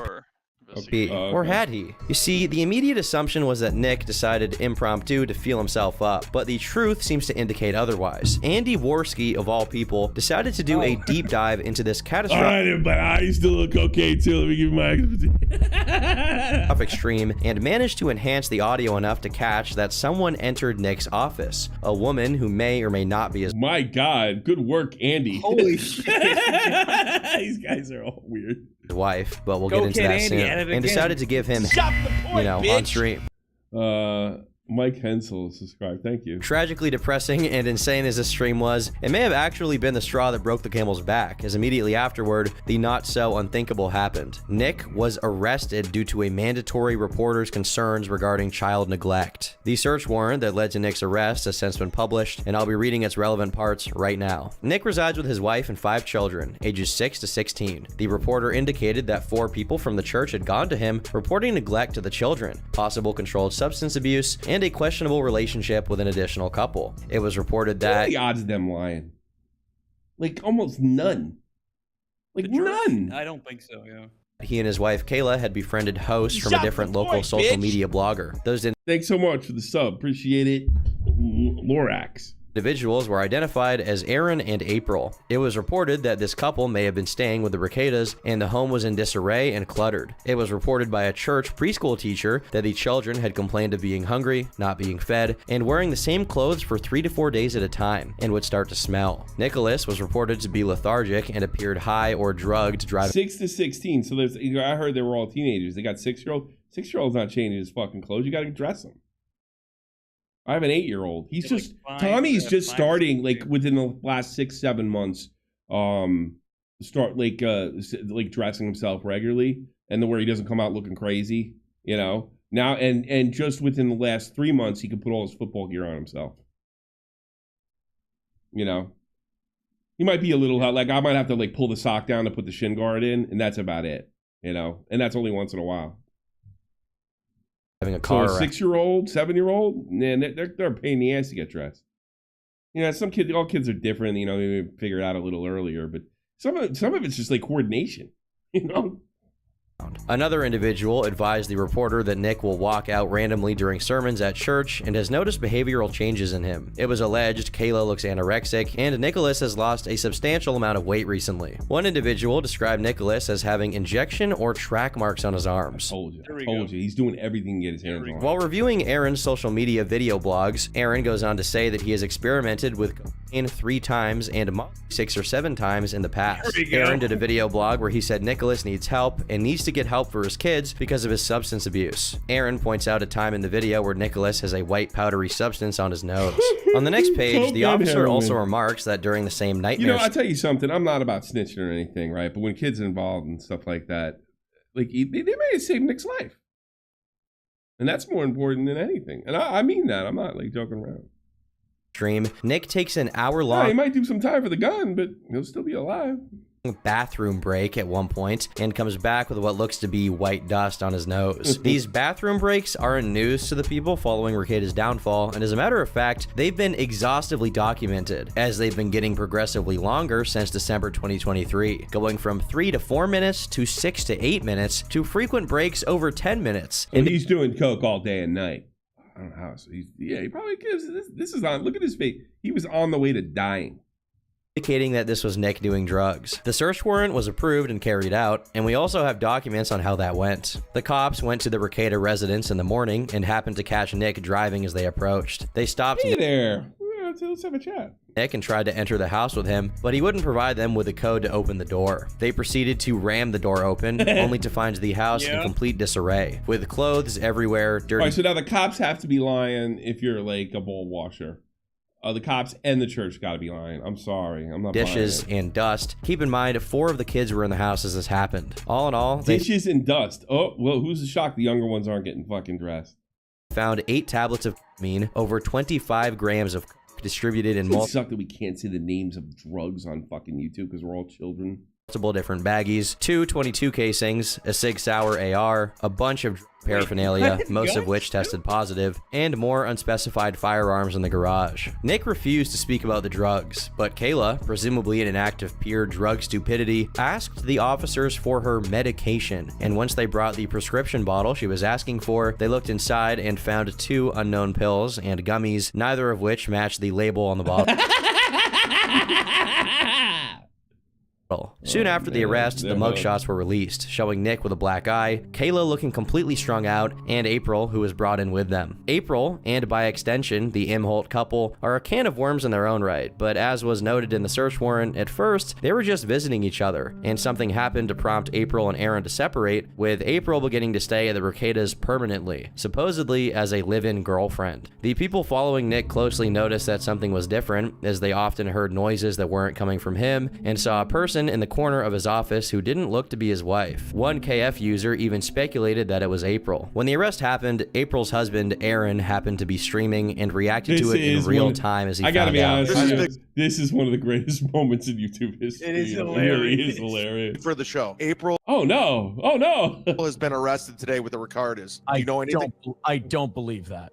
Is that her? I don't think so. No, that's not. No, that's for sure been edited. In another moment, Aaron went on to retell his experience with Nick. I remember Nick ripping 2 massive rails right in front of me, and I literally put my hand on his shoulder, and I said, dude, you need to chill. I'm worried that you're gonna die. No, don't worry. It's okay. I read up about this a lot. I can show you all the literature and everything else. It's okay, because it doesn't all hit you right at once. And I'm just like, what the another time I told him, I go, this guy, like, that's how drug addicts talk. Worried about this. I remember telling him one time, I go, my wife is doing a lot, dude. Many people reacted to Aaron's comments on the situation negatively, suspecting that he was a lot more involved with incentivizing these behaviors than he claimed to be. In the wake, he probably was, but you know what I think happened? He was probably into it, and then he's like, we gotta slow down. And they didn't.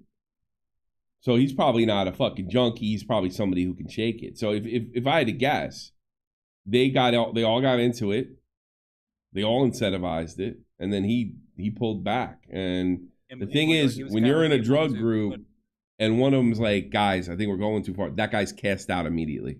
Yeah.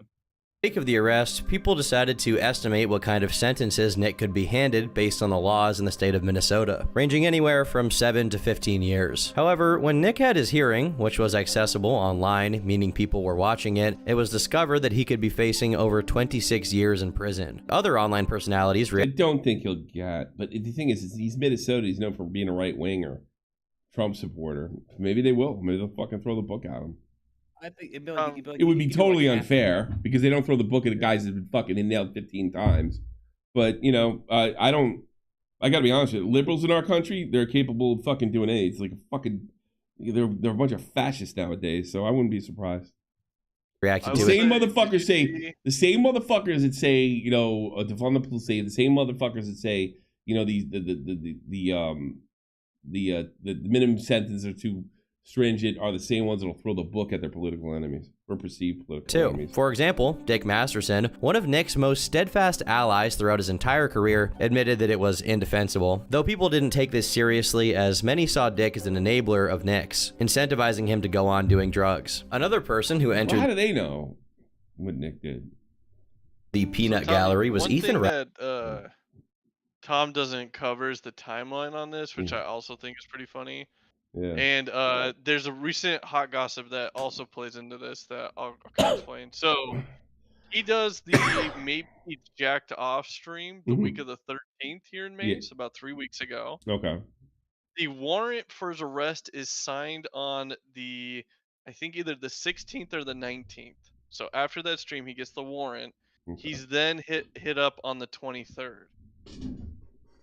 The funny part is a bunch of YouTubers, and this has been coming out from Yellow Flash, Ethan Van Sciver, Nina Infinity, Camelot.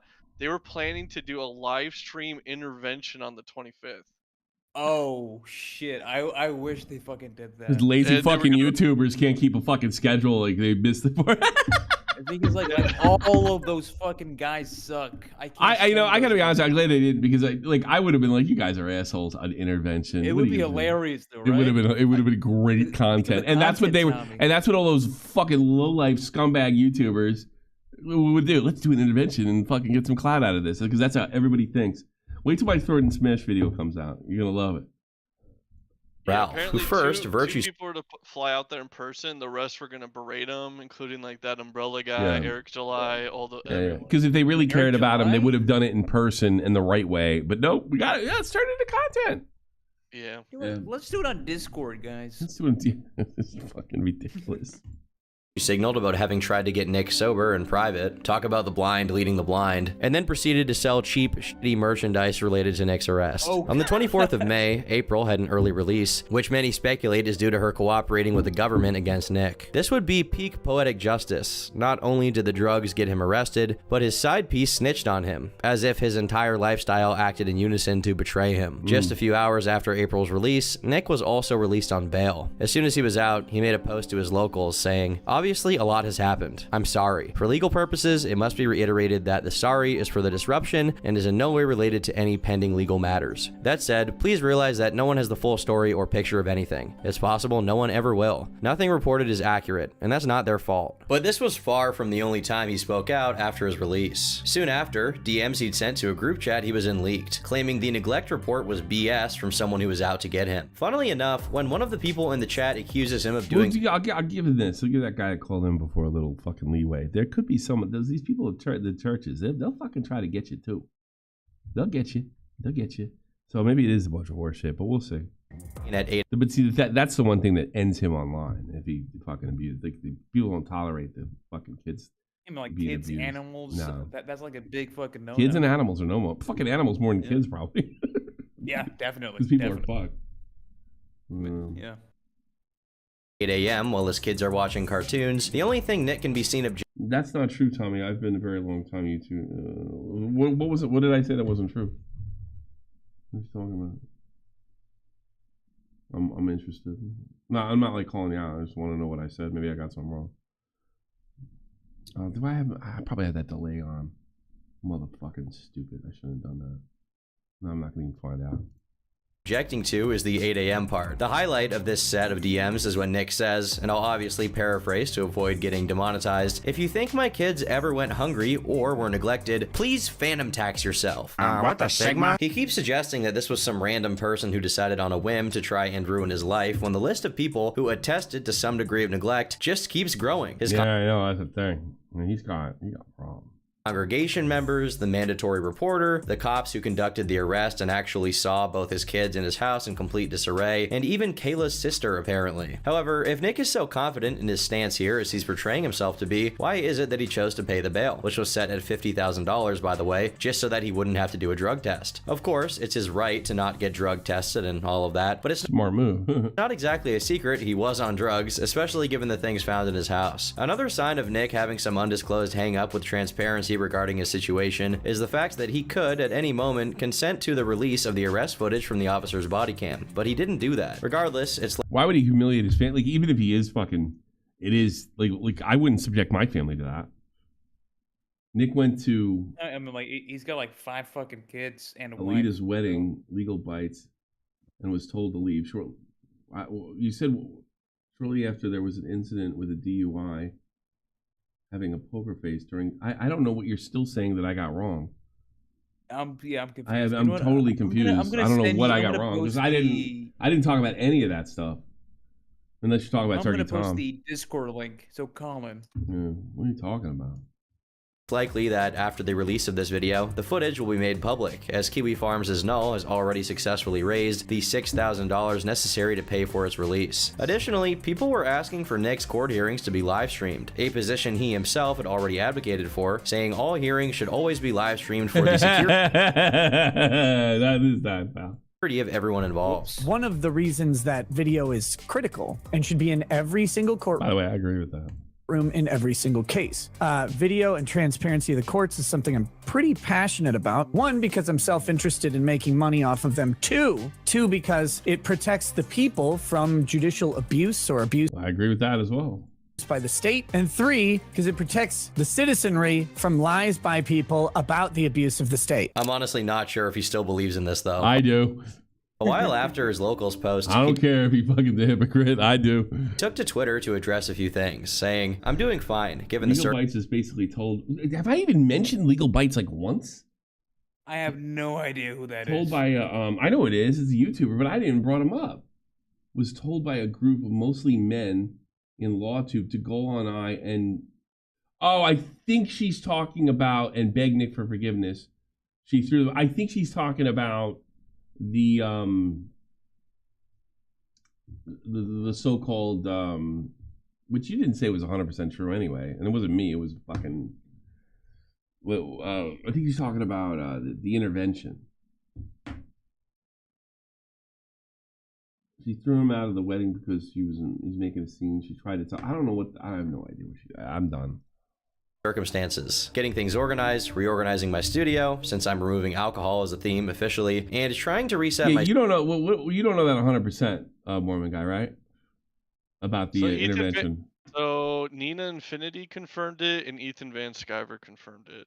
So both of them said that they were invited to go on that to go on some kind of thing. All right. Well, I don't know how we got that wrong.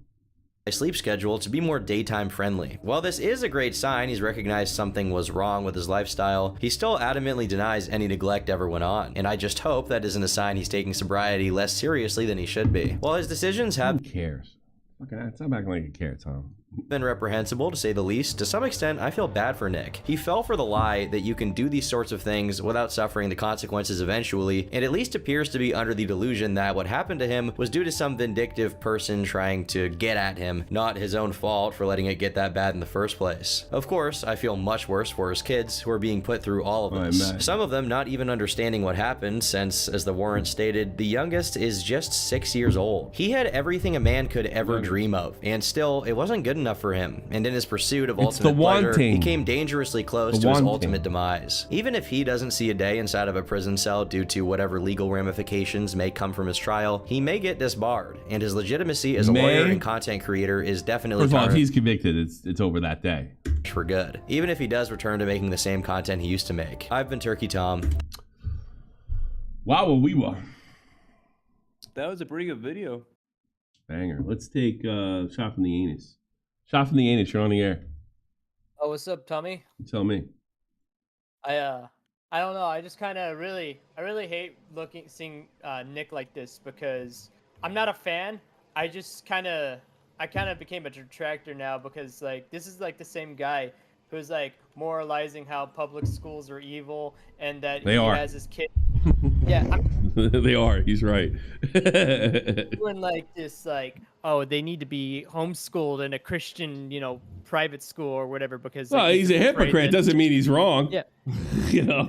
About what he said. No, but but my thing is that like, he's like saying all this shit because he's afraid of degeneracy, and then he gets it into himself willingly. So it's like rules for thee, but not for me, especially his own kin. It's like, junkie. Why? Well, why? Because he got hooked on drugs, man. Because none of that shit, like, truth doesn't matter. It's about your next fix. It's about the party. Don't you know anybody ever got hooked? Oh yeah, and I even worked in a prison, so like I've seen like people fresh off of the shit just going through withdrawals. Oh it's yeah, not fun. that's funny. When it's prison, yeah, no, remember funny. I used to work at a prison. Remember? Yeah. So like, yeah, you're that guy. I don't know why anybody would waste their time being a detractor though. I don't get that. That seems like way too much energy. Like, I don't hate Nick. I hope he fixes himself. I hope he fucking keeps his job. I hope he somehow pulls it out. But if he doesn't, he doesn't. I mean, I also hate the whole like, oh, I lived a tough life, because it's just like it's fake rich person bullshit. Is he a fake? You mean he's a phony YouTuber? All YouTubers like almost total frauds. You know that, right? I mean, I know that. Like 98% of them are complete frauds. They're always lying about themselves. It's the theme of this whole channel, forever.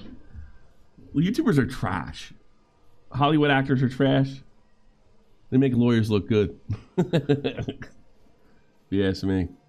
I don't know. Like, yeah, he's a big phony, but I don't know. It's just like I don't care if he's a phony or not. Clearly, like it's sort of like, to me, it's like stating the obvious. I know. Now it's just funny. Well, he pulled himself out. You know, the kids don't get too affected by it. But yeah, his days of telling. His days, it would be funny if he came back and started saying, like, lecturing everybody. That degeneracy.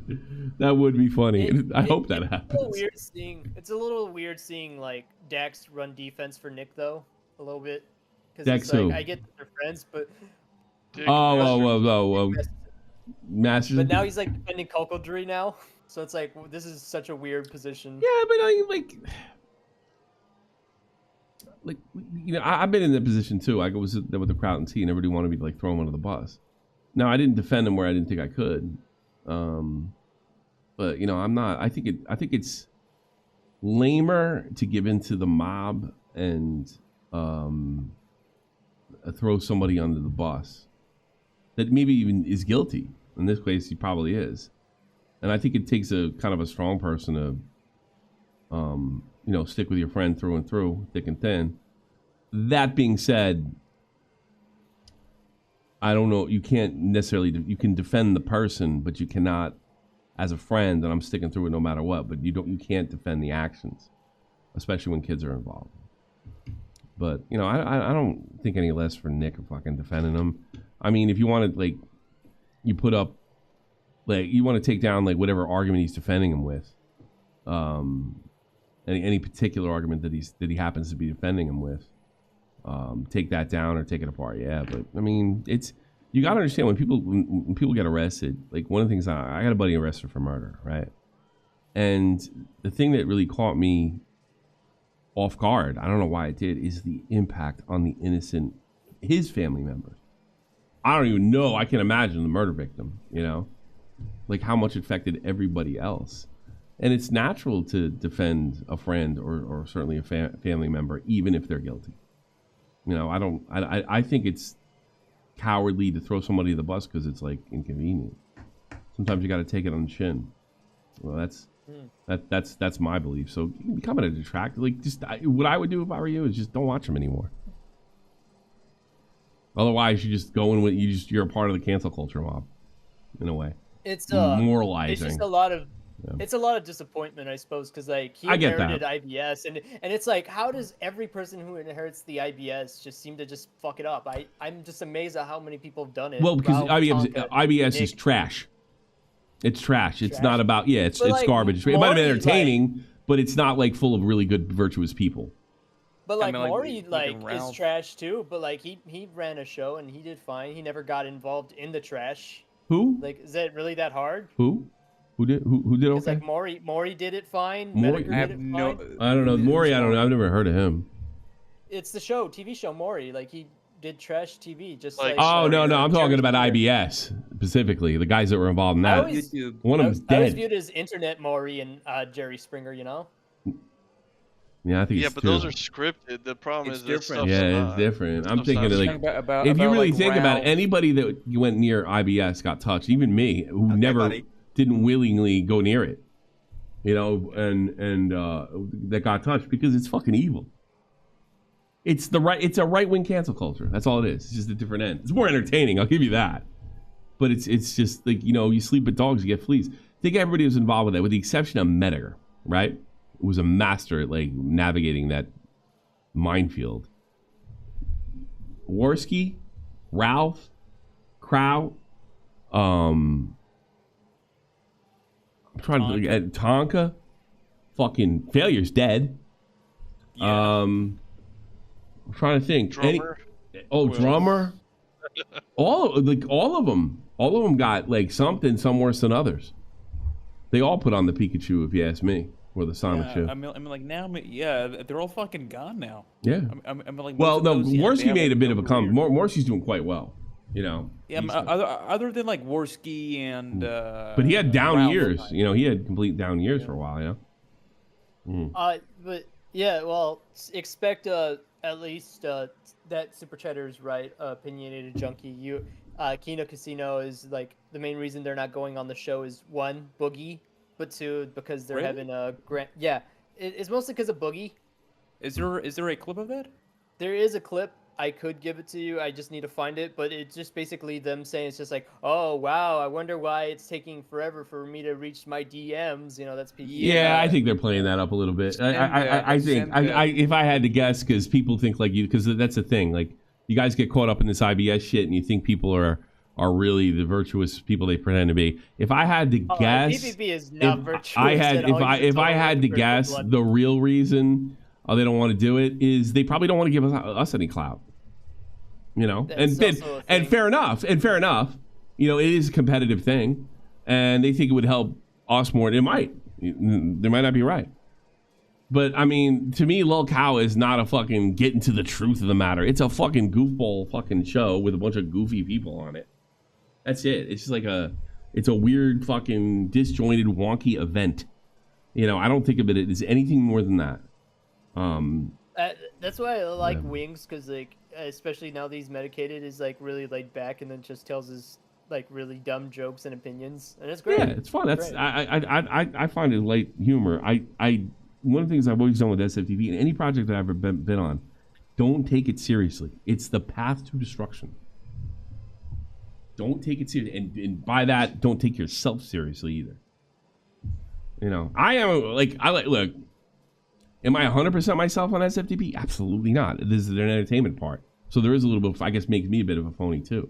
But the moment you start believing you're special is the moment you're going to get bit in the ass. If they don't want to come on, they don't want to come on. It sucks because I think it would be fun. But if they don't want to get, I don't buy any of this shit that they think he's a, I think they tell me they wouldn't put some pedo on to lecture, you know? And the Boogie's a pedophile. I mean, come on, give me a break. You know? That is something that they say to get super chats. You know, that is something they are doing. So you're right about that. Yeah. So it's fraudulent. Boogie's not a pedophile. He's dated a woman.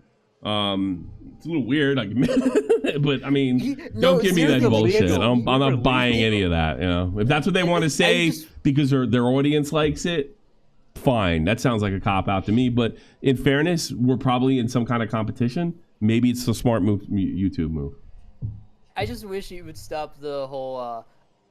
Yeah, she is legal of age, but she is like mentally a child. Just this like. Don't make it worse for yourself. Like, did somebody diagnose her? It's just crazy thoughts. That's just stretching. Yeah. Well, how do they know that? I don't know that.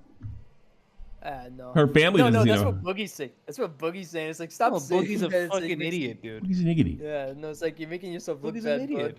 bud. Boogie's an idiot. He's a dope. That's why he's on, because he's funny. You know? By the way, I'm going to tease lolcow. I confronted Boogie about him trying to get me shit. Do you have a clip of that? Watch Sunday. DM'd you something funny on Discord. You'll like it. Well, we'll see. Oh, was that worse? Yeah, that's the Anissa tweet. I sent it to you. I probably got to fucking switch unblocked on some of these. But I can always switch to my soccer account. Ha ha ha. Glory Hunter C. Yeah, Glory Hunter C. With the Anissa thing, is is that just sadder for you watching that? Oh my God. Yeah. Yoko Ono was a smart and talented woman who overcame the aftermath. Isn't that one word? Of World War II in Japan to create iconic performance. Yeah, and then they played this fucking thing where she's screaming like a banshee in the background. He used to carry his guitar in a gunny sack, posted beneath the tree by the railroad track, holding with him, sitting in the shed. Doing nothing. Two of the most iconic rock and rollers of all time. One of them's a pedophile. Fucking what's his face? Chuck Berry. He got found with kitty porn towards the end of his life. He did Johnny Be Good. Come on. Tom. Yeah, exactly. And then she's sitting there screaming and carrying on. Yeah, she's it was ghostwritten by a guy named Marty McFly. So it's interesting. Like she would say, like, how smart is that? Let me take Yoko Ono and embrace Yoko Ono. She was hated for not fitting. She was hated for not fitting into the expected norm of a famous man's wife. I will say this. She was hated for not being attractive. And there was John Lennon. There is some truth in that. The other part is she was a giant pain in the fucking ass. Ask Julian Lennon. Who she kept Julian Letton's on record saying on the Howard Stern show that she basically withheld his money that John wanted him to have, right, forever. When she finally gave him a little scratch, he had, and this is the Beatles we're talking about, he had record deals early in his career that he got more money from. Shit. Now, I don't know if that's changed. That's 90s information that I can remember. Then maybe that's changed since. But no, like she's a monster, just like you. She withheld letters from his dad to his son too. Yeah.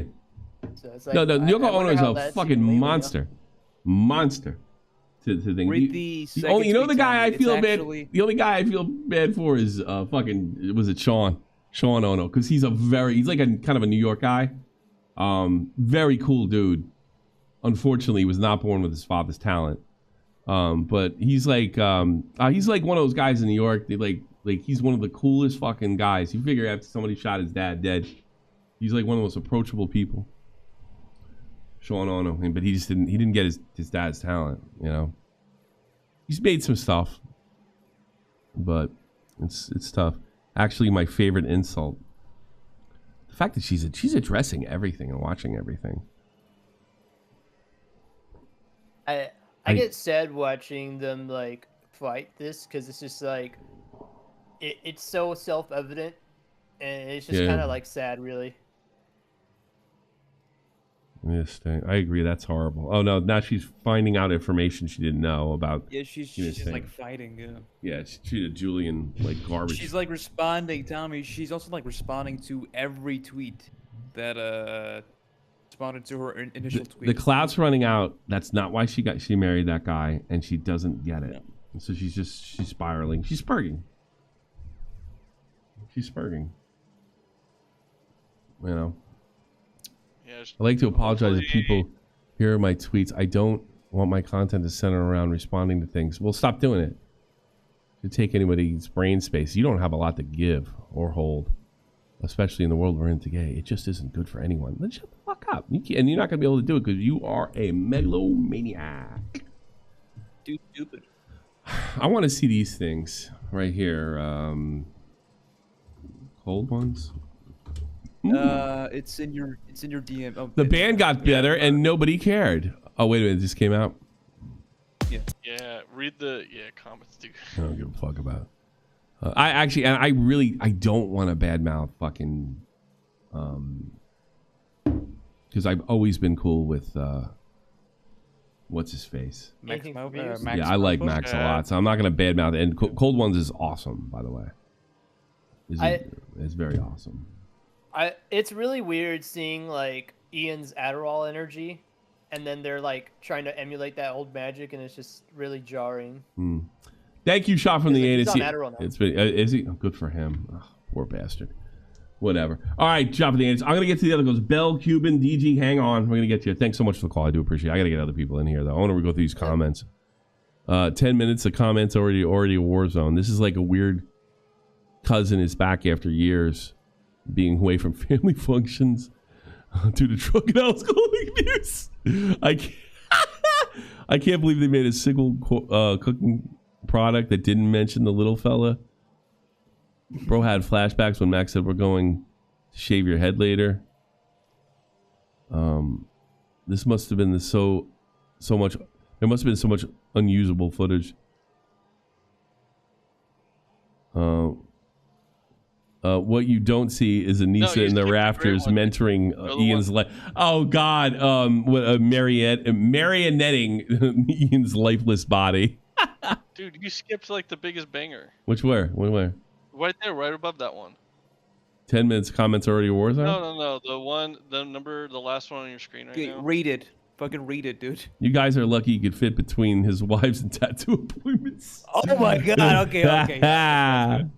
Did you mean that one, dude? Yeah, he ruined his career. Yes, that one. It's so sweet you two invite a lesbian hand on the show.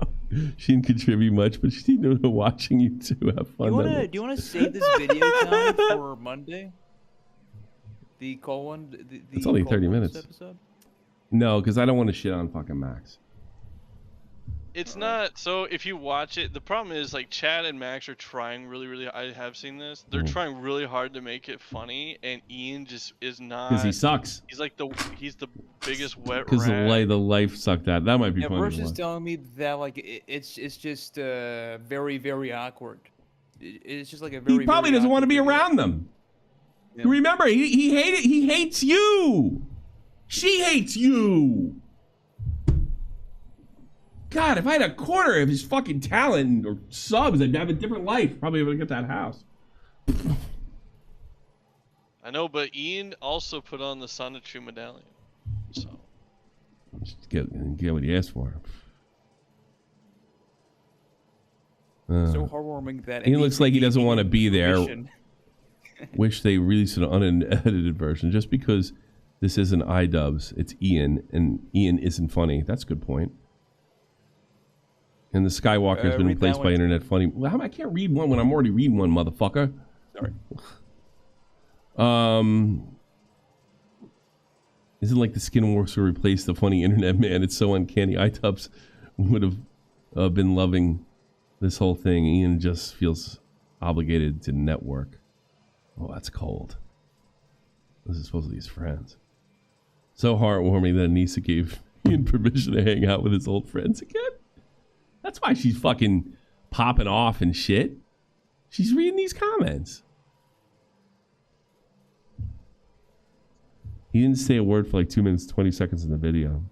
The chemistry just ain't there no more. That's sad. Let me tell you something. The Fabulous Four, the Beatles of YouTube. It's a damn shame. It's a damn shame. You know, even when fucking the Beatles got back together in certain like area where they were playing like Traveling Wilburys or some shit like that, it was still awesome. It wasn't quite the Beatles, but it was still awesome.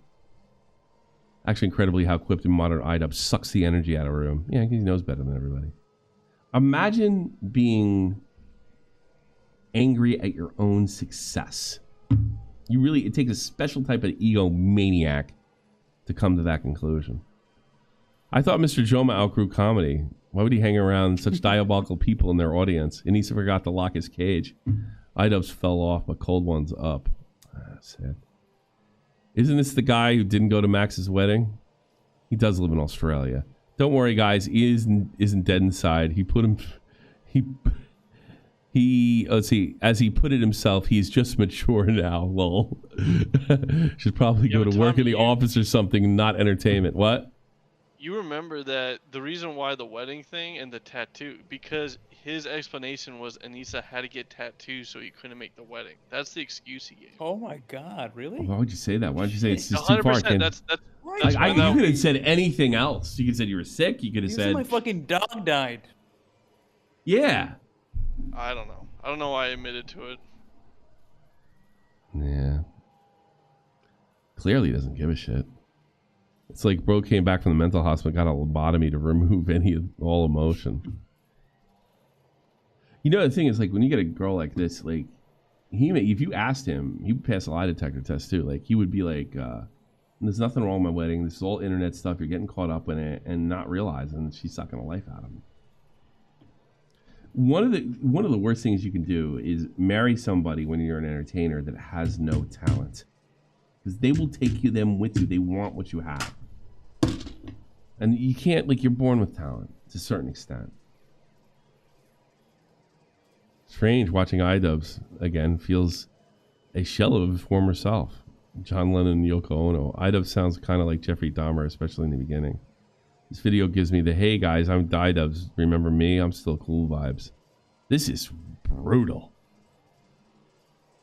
Anissa to Ian, I know in front of the whole podcast, I mean, you shit yourself all the time. Yeah, let me tell you something. She got a much bigger problem in the commentary community. I don't recognize any of these fucking, I usually recognize one local. This is bigger than us. If he's getting these kids, this is much bigger than us. It's like she might be able to blame us all she wants. It ain't just us. I'm sure we didn't help. How did Ian seem less happy and energetic in the video? You know, that's another thing too, and this is disrespectful too as well. You owe it to them to give them what the fuck they want. if you're going to sit there and collect revenue and collect and you owe it to your friends. You owe it to them. You owe it to your audience, or quit. Because then you're just a fraud. And then you're just stealing money. God. Why does he look so sick and defeated? Yeah, that hair's got to go. It's not, I don't think it's him being like ironic and having like a crazy pedo haircut and fucking mustache. Hey, Nick. Hey. Nick the Oreo, Did you guys, everybody. Yeah, what's up? Did you guys see fucking Ralph like obliterating Gator on Twitter? No, you got that? You want to send it out? Have you seen the video yet of Gator attending the anime convention? No. Tommy, this is opening up a ton of lolicon and a bunch of other stuff. So I don't know. No, I didn't see it. In fact, Nick. All right, you don't have to get to the. Don't get to the lolly. We'll cut you off before we get to the lolicon. That's like 95% of it. No. I want to show him the video, the 2.5 minutes of fucking pain that is Gator going to a VTuber convention and like interacting. This is a fucking hilarious I'm not. video. No lolly, correct? I'm gonna click on this. No lolly. No, this is in person. All right. This is Gator. Hello. Well, hey there, Rabba. This is so fucking You funny. know who I am? Yes, I know who you are. That's Gator? Who am I? The crocodile. These fucking guys, all these right-wing guys lecturing us about degeneracy. Dude, Tommy, so they're at a convention, right? Where the VTubers, like, I guess they have like a camera and a cardboard cutout, and people wait online to say hi to them, and they're not even attending. They're like on stream. Say that again? Do you see that huge line of disgusting, smelly men Yes. to the left of Gator? Yes. All of those people are standing online to walk up to a camera to speak to a VTuber at a convention who's not there. That's cool. That's amazingly funny. Like the virtual meetup. I fucking know who you are. You know, I'm bad with. I don't want to say usernames, okay? You know how I am. You can say mine. You can say mine. Okay. Gator, you're Gator. Crocodile man. Yeah. Yep. Aren't you glad you came to Off Guy? I'm so happy that I'm here. Switch screens, Tommy. Do you have a clip of that? Do I have a clip of that? I gotta change that one. I'm sick of hearing Max's voice. $5 tips or yo Holmes. I was having a great time with the stream until you said no lolly. Not cool, essay. Not cool at all. Dude, All right. Tipster left the stream. What the fuck? Sorry, Tipster. Not the homie tipster. So not the homie. Poor Tipster. No, I don't know. I'm nervous about that. I ain't playing no more. By the way, thankfully, you weren't showing the video on stream. There was nothing on the video. It was just No, Gator's it's just face. Gator talking. Oh, well, that's enough. Yeah. Like, That's dude, enough. Ralph took a creep shot of enough. him, and like you could see, like you- I've never seen hair loss quite like this. He's got like a strand of bald, like on the top of his head. Do you have that photo? Yeah, but I had to redact the fuck out of it because he doxed him in the tweet. Oh Jesus. Can we see the heavily redacted photo on stream? I can get you the redacted, yes. Yes.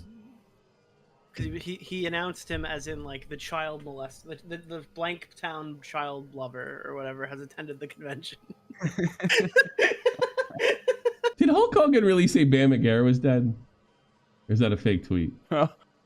It's I believe that's like a real old fucking tweet. What the fuck's that about? Hilarious. I have no Miss you, idea. It's brother. just stuff like an old meme. You can pull that up, Tommy. All It's right, safe. all right. Oh, poor bastard. Dude, what the fuck? Switch What? screen stuff. Oh my god. Why is he calling him a federal informant? I guess he's like, is it because he like flipped on Ralph? I don't know if he's doing anything with the feds. Is he like a undercover lolly lover or something? I mean, that's apparently so. They're going to war with the VTubers. Ralph is going to war with every VTuber. They found like a clip of the Pippa person. I haven't seen it, but like, Yeah. apparently the Pippa person said that their like favorite genre is like lolly and getting peed on or something. I don't know if that's like a joke or something, but it's all these stupid anime people who run around with like super high pitched voices and like tee hee, I'm playing video games and I say the N word sometimes. Tee hee. The only one I ever like. What was that one that? And I think it was somebody called me when I was in Spain, And like, yeah, you might want to consider taking that video down because that guy that you thought was really funny, there was some trend on TikTok or YouTube Shorts, and somebody was doing the not the lolicon, the VTuber voice, and telling these kids to kill themselves, and then that Russia was right to invade Ukraine. And, God. yeah, That's hilarious. It was Dude, you wanna see a really- hilarious. It was we interviewed them. I forgot their name though. Oh, I don't know if he says it in here. Yeah. That was Let me see if Boblock censored this. Oh, I think it was that girl, right? It was that. Meowbot. Oh God, I love that. That was one of my favorites. That's hilarious. But then, like, I forget somebody. I think maybe it was Matt. He called me. Matt's a fucking pussy. But Matt was like, "You might want to take that down." I was like, "Well, apparently there's evidence of him telling her to kill themselves." I'm like, "I don't care." It's like, yeah, You can't play anything with the N word in it, right? Yeah, why not? Okay. N-word I can handle. Did you ever see Boblax playing Among Us? Yeah, no, I want to see this live for the first time. I heard about this. Please send it. I don't care if This there's is N-words. old, but I brought it back. Yeah, I found this when I was looking for something else. And I was like, oh, I totally want to see this. Hold on a second. This is why I played this. I bought this game and I played it once because of just probably if I had to guess what I'm about to say. You know, Jesus Christ. Tommy, show screen. Oh yeah, I better show my screen. Good thing I didn't show the other time. Poor Gator. Yeah. All right, because I'm not used to doing OBS. Okay. Oh my God. Little kid, if you said that to somebody in real life, you'll get fucked up, you stupid fuck. Stupid fuck. Yeah, keep walking away, you stupid little fuck. Yeah, what are you gonna do? Beat his ass? Shitty people are fucking priceless. Fucking kid. And he's walking around like a giant fucking Stupid spaceman. little fucking kid. I'm gonna report you. I got you recorded, you stupid fuck. I'm reporting you. Oh yeah. I'm reporting you. I hope your shit gets bent, you stupid fuck. I would have called him a bitch N-word and goes to the police. You're a snitch. Snitch ass. Bitch. Kid. Fucking call me that, you stupid fuck. Right to Oculus you go, you stupid fuck. Yeah, now you're quiet. You're a little quiet, you stupid fucking kid. I just keep wanting fucking Bomax to walk right into that door. Yeah, you're quiet. You're scared now, you stupid fuck. You're scared? Oh, people are gonna clip this and think he's talking to me. I did not say the end. Look at him. He's worried about his fucking YouTube. Or someone else did. I'm dead. He can't talk to me.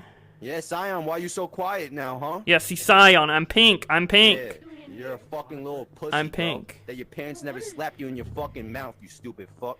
What? Wait, who is he saying that to? What, is he alive? Oh, You're retarded. Shut the fuck up. You're retarded. Yeah, that's why you sound like you're about to cry, you stupid fuck. Wait for the dad to get in there. This was why I don't play this. I'm just trying to fake it out. Yeah, shut the fuck up. You are sorry. you're not funny. At all, you stupid Like, fuck. I think he's funny. Getting it, bro. I think he's the only one that's got his shit together in that whole fucking room. I get it. You're saying a racist word to try and be funny, and then it didn't work. Oh, shut up, Bopax. Stupid fucking kid. What, me? Me, the science guy, or cause? Who said the N-word? Wasn't it you, kid? No, no, bro. I got him recorded. Would it be great if Bobax's cat just took a dump like right behind him? Like, I got it recorded too. Bro. It's over. It's over, dude. No racism allowed, man. No, no, no, no, no, no. Stupid fuck.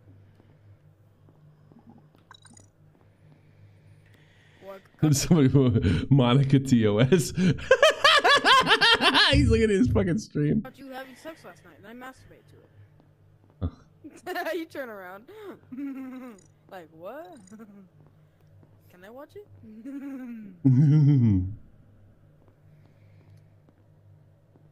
Yep. Send a report, you stupid fuck. Shut the fuck up. Like, what's weirder? Like, some stupid kid yelling the N-word or some guy that sounds like an adult talking to him, like cursing at him like that? I mean, like, you're both fucked up. Only adult. I mean, like, how long are you gonna call this guy? Yeah, really. Oh, walk away from me. Like, get the fuck out of here. You know? Yeah, waddle away. Like Among Us in VR. Yeah, I knew you were a bitch. Yeah. Yeah, Cyan, you piece of shit. You're the imposter. Jesus Christ.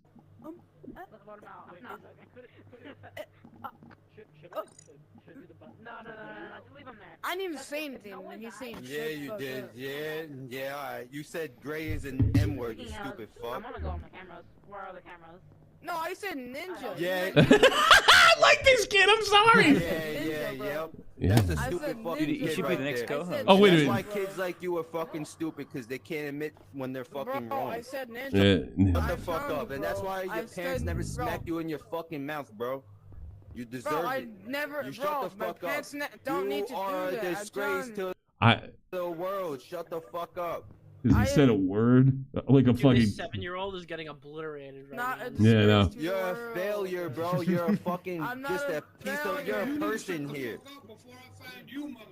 Yo, find me, you stupid fuck. Fuck you, you fucking piece of shit, and your fucking son.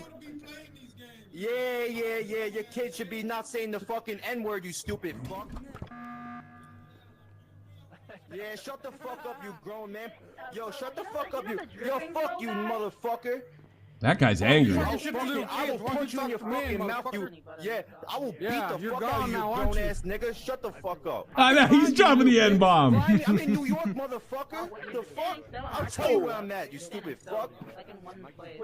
I'm in New York, you stupid racist ass son is screaming the fucking N-word, and you're not even gonna fucking correct me because you're a shitty fucking parent, nigga. The fuck is you talking about? Yeah, I tried to kill you, right? Shitty fucking parent, you're not even gonna correct your fucking son, and you're gonna get in the mic and try to defend him, you stupid fuck. Fuck you. You know what? Yo, Can you imagine getting this angry? I can't believe it's still going. Yeah. You're playing games with little boys. You're playing games with little boys. You know what? I would have done the same thing, the old man. I'd go right for the pedo. I would have done the same thing. And you're raising a racist. Oh, you fucking Bomax. What a buzzkill. You want him to go out and see what happens when he goes out in the What is he gonna do? You're all a bunch of pedophiles. That's what he's gonna do, right? real world and calls a black guy the N-word, huh? Oh, hey, hey, guess what? Yeah, instead of all my correcting your friends fucking are black. son. Hey, Oh Who no, the father's just as stupid. I thought there was hope. Nope. Cares if you have black friends? Dude, don't. Oh, fucking, he's so annoying. If Unbelievable. you have black friends and respect them, you don't let your Oh, shut up, Bomax. say the He's saying it fucking, he thought he'd get you an inch of clout. N-word. Oh, wait a minute. Is this the Black Lives Matter guy? Am I lost my mind? Am I going insane here? He's reformed. This guy. Like, I just dawned on me. Jesus Christ. He should start a fucking Nick Mercator daycare center, for Christ's sakes. God. And your son does not respect them. He thinks they're lower. Everybody's autistic. I'm sorry. You might call me crazy. Maybe Destiny would say, there's something wrong with the fucking vaccines, and I'm not talking COVID. Holy shit. Everybody's retarded. He called him the N-word first before he said anything. Oh my. Your kid's a little shit. You need to discipline him, man. Your kid's a little shit. You need to give him a spanking. You need to put him on a Painful. chair, dude. This is cringe. are you a parent? Hell yeah.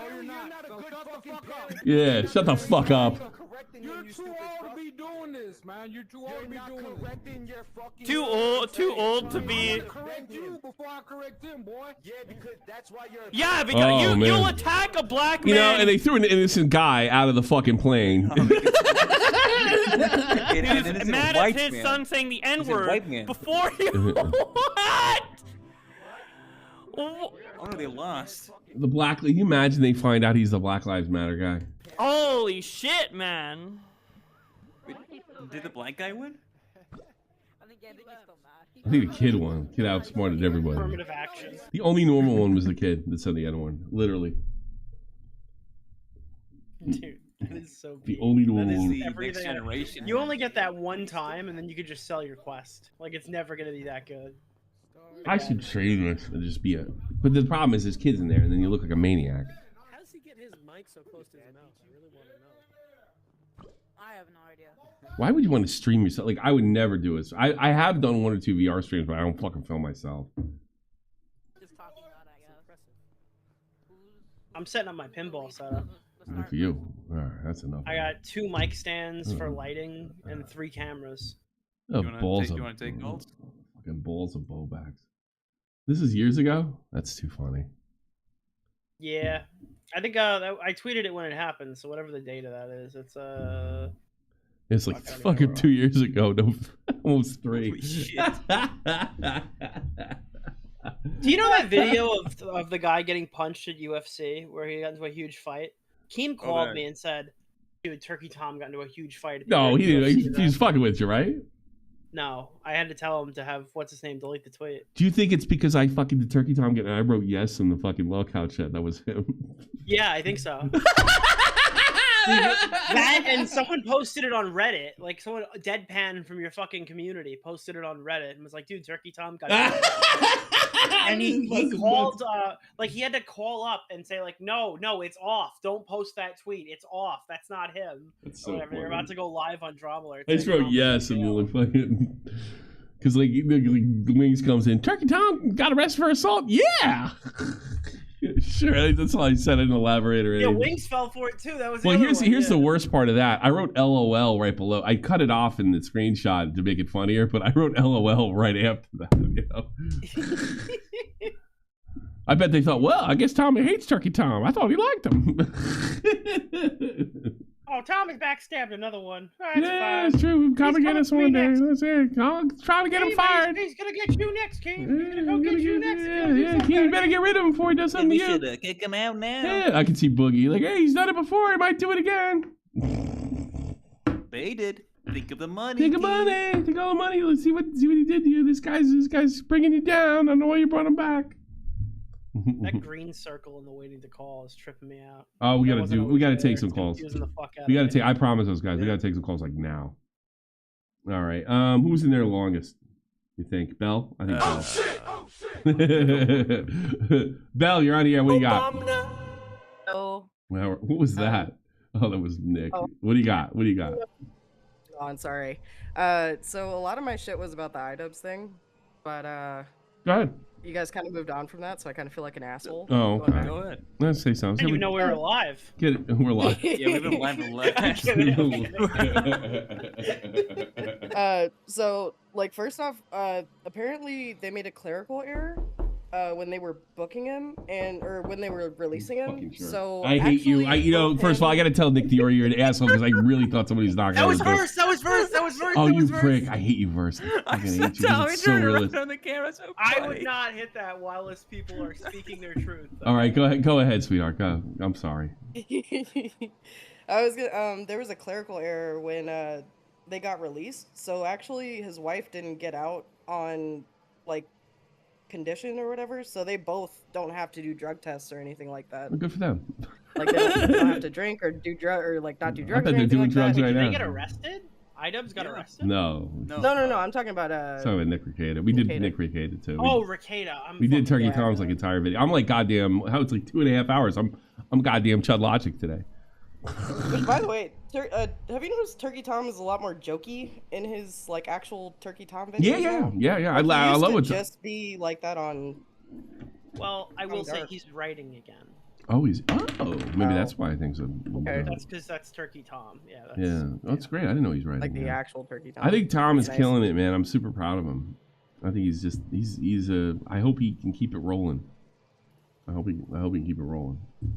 I hope so too, because he's on a really like good roll and he's streaming almost every fucking day. He's becoming a legend, like legitimate, like remember Turkey Tom? He was fucking top of the fucking heap. You know, he's getting in that like Destiny space. Awesome. Go for it. Kill it. Oh, Destiny did an interview with him, and then he did one with Destiny too. Yeah. Like I know. I did a IRL one. documentary for so Destiny. cool. Like flying out to like interview and hang out with people is fucking sick. Okay. Like that's good content. Well, iShowSpeed's coming to Germany. If you get lucky, right? He's been there a couple times, hasn't he, for like soccer games? I don't know, but the Euros are coming to Germany. That's probably why he's coming. Oh yeah, he's got that soccer car, like a whole soccer car. I don't know. Yeah, I definitely switched images with the whole soccer thing just at the right time. I did the arcades at the right time. That got old, And then now I'm switching to soccer. That was my move. Are you switching to pinball after that, like Nick? No, Nick. I think Nick went the wrong direction. I'm way ahead of him. Even though he's pulled us down to the stream. I got soccer shirts. Actually, basketball is next. I was on a basketball kick a summer ago. I really got into basketball jerseys, but it was I just drove Matt crazy with it. And then I ordered a Dr. J jersey, which I still kind of want. I ordered a Dr. J jersey because I got a Larry Bird official, 76ers, and I wrote Tommy instead of Thomas, and they wouldn't fucking give it to me, and they sent it back, and I never was able to get it back. Paid for it and everything. That's bullshit. Yeah, it was. Because my ID says Thomas, obviously, you know. Never was a problem before. All right, let me get some other calls. I appreciate you calling. I just had one more thing. Go ahead. I'd totally do you if you looked like you do in the thumbnail. Yeah. Just saying. Oh, really? Oh, 100%. Will you squeeze my tits? More than iDubbbz. I mean, shit. I look more manly. I'll talk to you later, That's Belle. the fucked up part. Bye. Okay, you're weird. Cuban, you're on the air. I'm gonna come. Wait. So Tommy, you guys aren't talking about Tom's video, but it's like the RICO charges. I don't like that. What do the you whole mean? RICO. Well, he did say it was Tom probably mentioned- bullshit. Okay, I buddy. mean, Tom did say. It's to specify just for anyone. Thank you, somebody. $10. Thank you, appreciate it.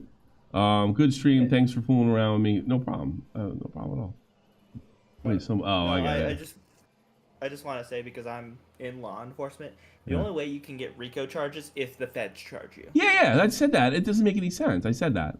Like, you can't get civilly charged for RICO. It's probably some fucking crazy Kiwi KF tomfoolery.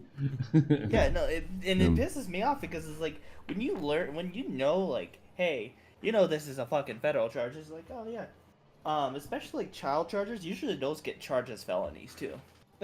Yeah. So if he does get charged with child thing, he's Are you a cop? No. Are you a cop? Yeah. All right. Mostly, yeah. He. Well, what do you think? training, but Considering he has no prior kind of arrest history, what is he looking at, like, for real? Because he's probably going to get convicted, or more likely a plea deal. It matters the thing. It's it matters the state to state. Like, I forget what state he's from. in Minnesota, where they're all lefties, and he's a righty, and a well-known one. They won't consider that, but he might get actually fucked because something with blue states and children. Yup. Sometimes they really will fucking throw the punches at you. They will, because I'm a blue state. I would not have bet. I don't know how much time he's going to do. I don't think he's going to do 20 years. If he does 20 years, it's fucking outrageous. But I mean, I think we'll see him in a jail cell. I wouldn't bet against it. That's my guess. He might. There's a chance that, like, he might, because in my state it would count as, like, if he has drugs, because sometimes if you have drugs and it's around a minor, it's an aggravator. Yeah. It will boost the charge. Yeah. Okay. If they found drugs in the house, they will add those charges. They sometimes, like, some states have, I don't know, again, Minnesota, He's a political I know, figure too. He's fucking the ass, man. He's fucking the ass. No. That's also the thing, is that if he's able to say, is like, well, they arrested me for being political figure, he could. Dude, he is the fucking Rittenhouse guy. He's fucked. He's fucked. They're gonna see him as somebody that got Rittenhouse off in some crazy fucking way. They'll find a way. Rittenhouse got written off because, again, they had no charges. No, they didn't want to charge him initially. The only reason he got charged was because of public pressure. Same thing with Zimmerman. Yeah. Oh yeah, no, that's also a thing, is especially in law enforcement. Sometimes, like, we will release stuff to the public if it's matter of, like, something like. Look, I know how the fucking shit works. You arrest like it's the same thing as Leo Lesser told us. District attorneys don't prosecute shit that they do, like that they don't give them a problem, and they do prosecute shit that will give them a fucking problem. Is it going to increase your career, or is it going to give you a problem? And that's the reason they make their decisions. You guys just go and arrest, and I was around a lot of MPs. They taught me you can literally arrest anybody for fucking anything if you work hard enough. Then it's up to the DA to do the rest. After that. All right, man. Let me get to some other callers. All right, I want to kind of get through them. All right. Appreciate it. Let's go. DG, you're on the air. Unmute. DG? What do you got, DJ? What do you got, brother? I say, man, been a big fan for a long time Thank you, since sir. the beta cast. Appreciate it. Second thing I gotta ask you, man, with this whole Trump situation going on, Uh-huh. do you think he could win the U.S. presidency from prison? Yeah. I mean, there's a felony conviction does not mean you can't run for office in the United States. Yeah, sure, he could win. He's not gonna win it from prison. He's gonna appeal, and that's gonna take him past the election. Worst case scenario. Yeah, I don't think there's any way he's in a jail cell during the election. Really? That's kind of I what don't I think was so. getting I at. don't Well, think he's so. not going to be in a jail cell by November. That's impossible. Well, I called this 2 years He's ago. going to sit in the appeals court for like 2 years. I got to be honest with you. I think he'll be dead, or he'll be dead or in jail. I don't think there's no way, because there's no way he loses now. He's so far ahead. It would be the fastest court case in history if he was in jail by November. I think we're. I know this is like they're cheering us. We're past the Rubicon. Something big's coming. You heard it. You heard it here first. I said everybody told me everybody told me they wouldn't charge him. They wouldn't charge him. They did. Everybody told me that this shit wouldn't stick, and it has. And I'm telling you right now, and I'm sticking with it. He is dead or in jail. Whether it all sticks, whether they're able to get him out, whether the Supreme Court gets it out, I don't know. Dead or in jail. We are post-constitutional America. It is not fucking. It is something is about to happen. That's going to test the system. Well, if he's dead, though, that would point too many fingers at people that don't want. I don't think they care. They just put him in jail for an expired. The charge they gave him. The charge they gave him was past the statute of limitation from a misdemeanor standpoint, and it has to be attached with a felony that he was never charged with. And the judge ordered the court. Well, just think up any felony, and it doesn't matter which one it is, and you can come back with a guilty verdict. And they gave it to him. That is nothing like that's ever happened in American history, much less a president, to anybody. So don't tell me they're not willing to go to the next step. They are. We're there. This is it. Dude, Tommy, I'm not gonna lie, you're really. No, we're here. Nope. I'll give you an idea. I don't trust any of my army buddies anymore because I don't even know who I'm talking to. We're at that next step. Well, we're there. We're there. Whether it happened or not, he is dead or he will be in prison in some capacity.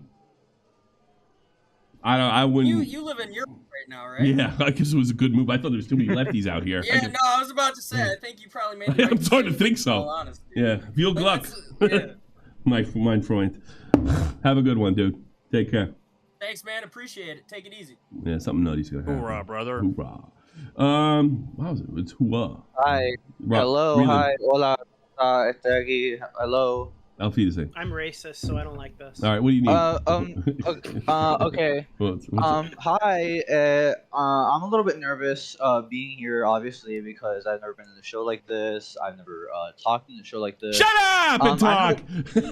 Okay, listen, fine. I know the commentary rules. I know that it's either blood sports or you present the facts, right? That's usually how it works. No, it's one way or another. It's it's either like a yelling match or it's either like. I don't know what you're talking about, dude. Just get the point. It's okay. You don't know what I'm talking about? No. Okay. Awesome Discord script. Dude, it's fucking. Okay.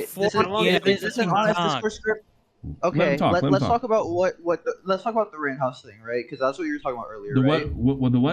The what hustling? The Rittenhouse thing. Oh, okay. No, I was casually mentioned it. I don't think I said anything about it. I think the other. Okay.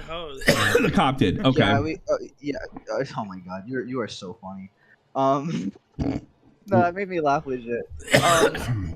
This guy's nervous. Come on, leave him alone. Let him talk. No, it's not even nervous. Like, Shut up! I don't want to hear about your personal life. Let's fucking get to the point. Okay, personal life, whatever. If it's not about me, or about my personal life, then I would say that I'm fine. I think you're exaggerating. I think you're completely exaggerating. Exaggerating what? I think that I'm exaggerating fine. what? Okay, what are we talking about? I don't know. You're a pain in the ass. Don't mute him. Stop it. Just stop. Really, knock that off. Me. Okay. This is what usually happens with your co-host. Your co-hosts don't let me speak. Okay? You don't get to the point either. And if I had a bomb on this one, I'd blow you up. You're right. The first time that I spoke to you, I was not getting to the point, and I was completely the fact. And you're that not doing it now either. Right now, I don't know why I won't do it. No, yeah, I never got to the point, right? Yeah, do it, please. Let's talk. Let's have a conversation.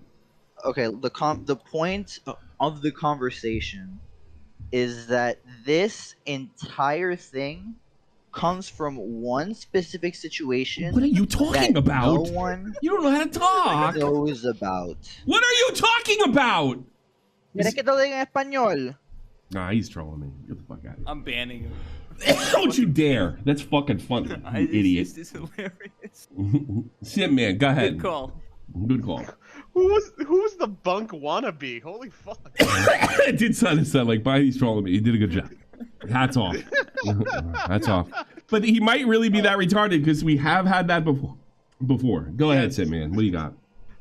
Oh, dude, I gotta say, I was loving your lolcow podcast where you were going after Boogie2988. Yeah. I really gotta ask though, is he really just gotten this fucking sensitive? And like he knows what No, podcast he's trying to fucking get me. He's trying to get me fired and canceled. What are you talking about? Dude, I got up and got something to eat. I thought that guy was still going to be explaining his point. But like, in all honesty, he thinks that if he gets rid of you, the show will go on. I think he was just angry at the time. Just like he breaks up his girlfriend, whatever. He does it all the time. He does it to himself. Oh, you're talking about you're talking about 3 weeks ago. Oh, you're not talking about the moment. No, but that's not. That's the most recent time Tommy was going to get kicked off the podcast. You're like 3 or 4 times off. But like, well, in all honesty, he's kind of admitted he's kind of like tapped out on that. You know, he said, yeah, he brought it. Did you see the subreddit? Yeah, I seen it. Why? The whole subreddit was just like, dude, if you kick Tommy off, the show's dead. What the fuck, were you giving the only good person off the show? Dude, imagine if you got that kind of support invaded. Let me tell you something. You know what I had to do in the lolcow Discord server to make that happen? Dude, he showed his ass, bro. He sent ass pics on fucking Discord. Yeah. Don was literally nude. He was fucking nude. Yeah, bro. that was nice of everybody to stick up for me. No. But yeah, I can't. I couldn't watch that show if you're God, man. I couldn't watch it when Keem was taking up your spot. I couldn't watch it anywhere before. Dude, I can't watch it now, especially the live. You know, I really don't need you guys bashing my fucking project, all right? Yeah, you're entitled not to watch tell it. Keem to stop going to tipster camp and stop hitting the fucking soundboard. He's just like, hey guys, guess what? Boogie has AIDS. Holy shit. Dude, imagine if every single time I told a joke, I hit just so you know when to laugh. Wow, that's so funny. All right. Hey guys, it's your boy Tipster. Applause. All right, I don't need to be, but like I got other guys in that prod. I'd rather you make fun of this show. I don't care about that. All right. Jeez, we're just saying All that right. if you're not in your project anymore, we wouldn't watch it. All right. Chud's just Okay. getting funnier today. Chud was reacting to it, and he's just like, "What the fuck? This is just like Tipster. Why does he keep hitting the fucking soundboard?" Get out of here, Simeon. Bye. Wavy baby, you're on the air. Hey everyone, my question for you guys is, do you think that with the Democrats sort of weaponizing the justice system, what is, in the event that I'm the guy to Donald ask. Trump does win in 2024? Sorry, it's not me, bro. Like, he's asking you. All right, wait, but say it again. Say it again. It's okay. We've seen that the Democrats have weaponized the justice system with the Donald Trump case, but also I think that in the coming weeks we're going to see it happen again with the Hunter Biden case and the crack laptop and stuff like that. I mean, I believe that he's probably not even going to get charged with anything. Well, he's in a district. He's in a district. He's in Delaware. He's in a district that more than likely going to let him off.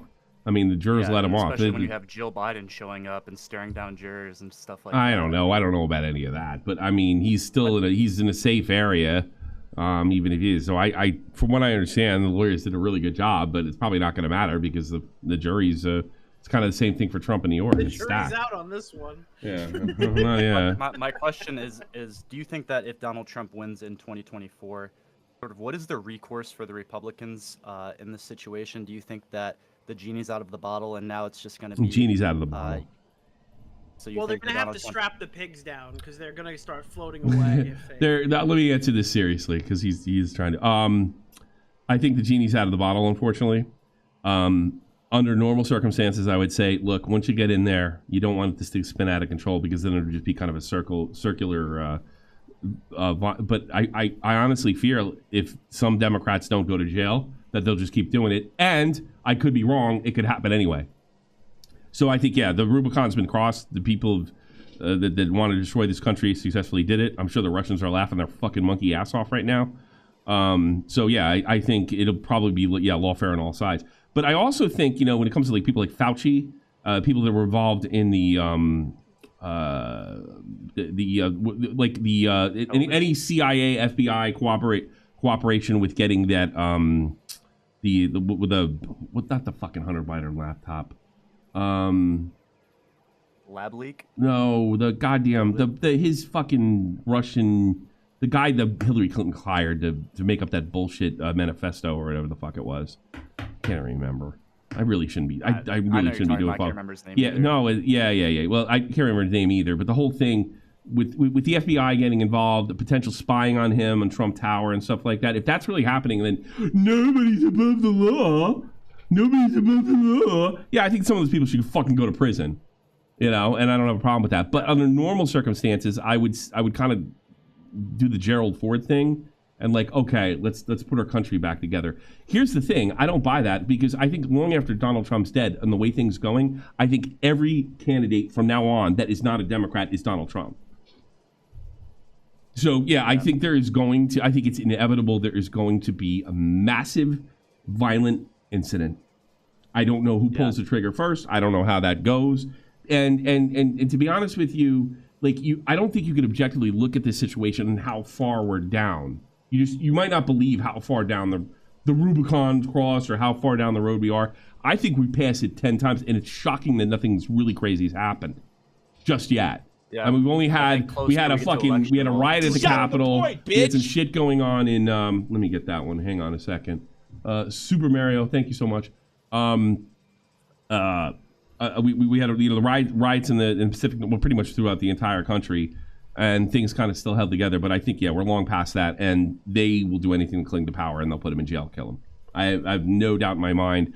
I do not trust our institutions, including the one that was my favorite, the Army. I don't trust the FBI, the CIA, any of these fucking people anymore. The only people I would help is a local cop at this point in my life. So, yeah, I think something terrible is about to happen. Terrible. And I don't know if, Tim Pool used to say this and everybody laughed at him. He basically compared to some of the war zones I guess he went to or read about or something, that we have sort of the same environment that could foster like some kind of catastrophic political violent event. And I think he's right. Whether it'll be a civil war like blue and gray, I doubt that. But it could be like, what you saw in Belfast in the 70s and 80s. Yeah. And it could have been both sides too. Like it could come both ways. So yeah, I don't think so. They put they're putting an ex-president that's leading in jail for misdemeanors that are past the I think the way the past the statute of limitations that need a felony that he's never been charged with to accompany them. And that's just like fucking insane.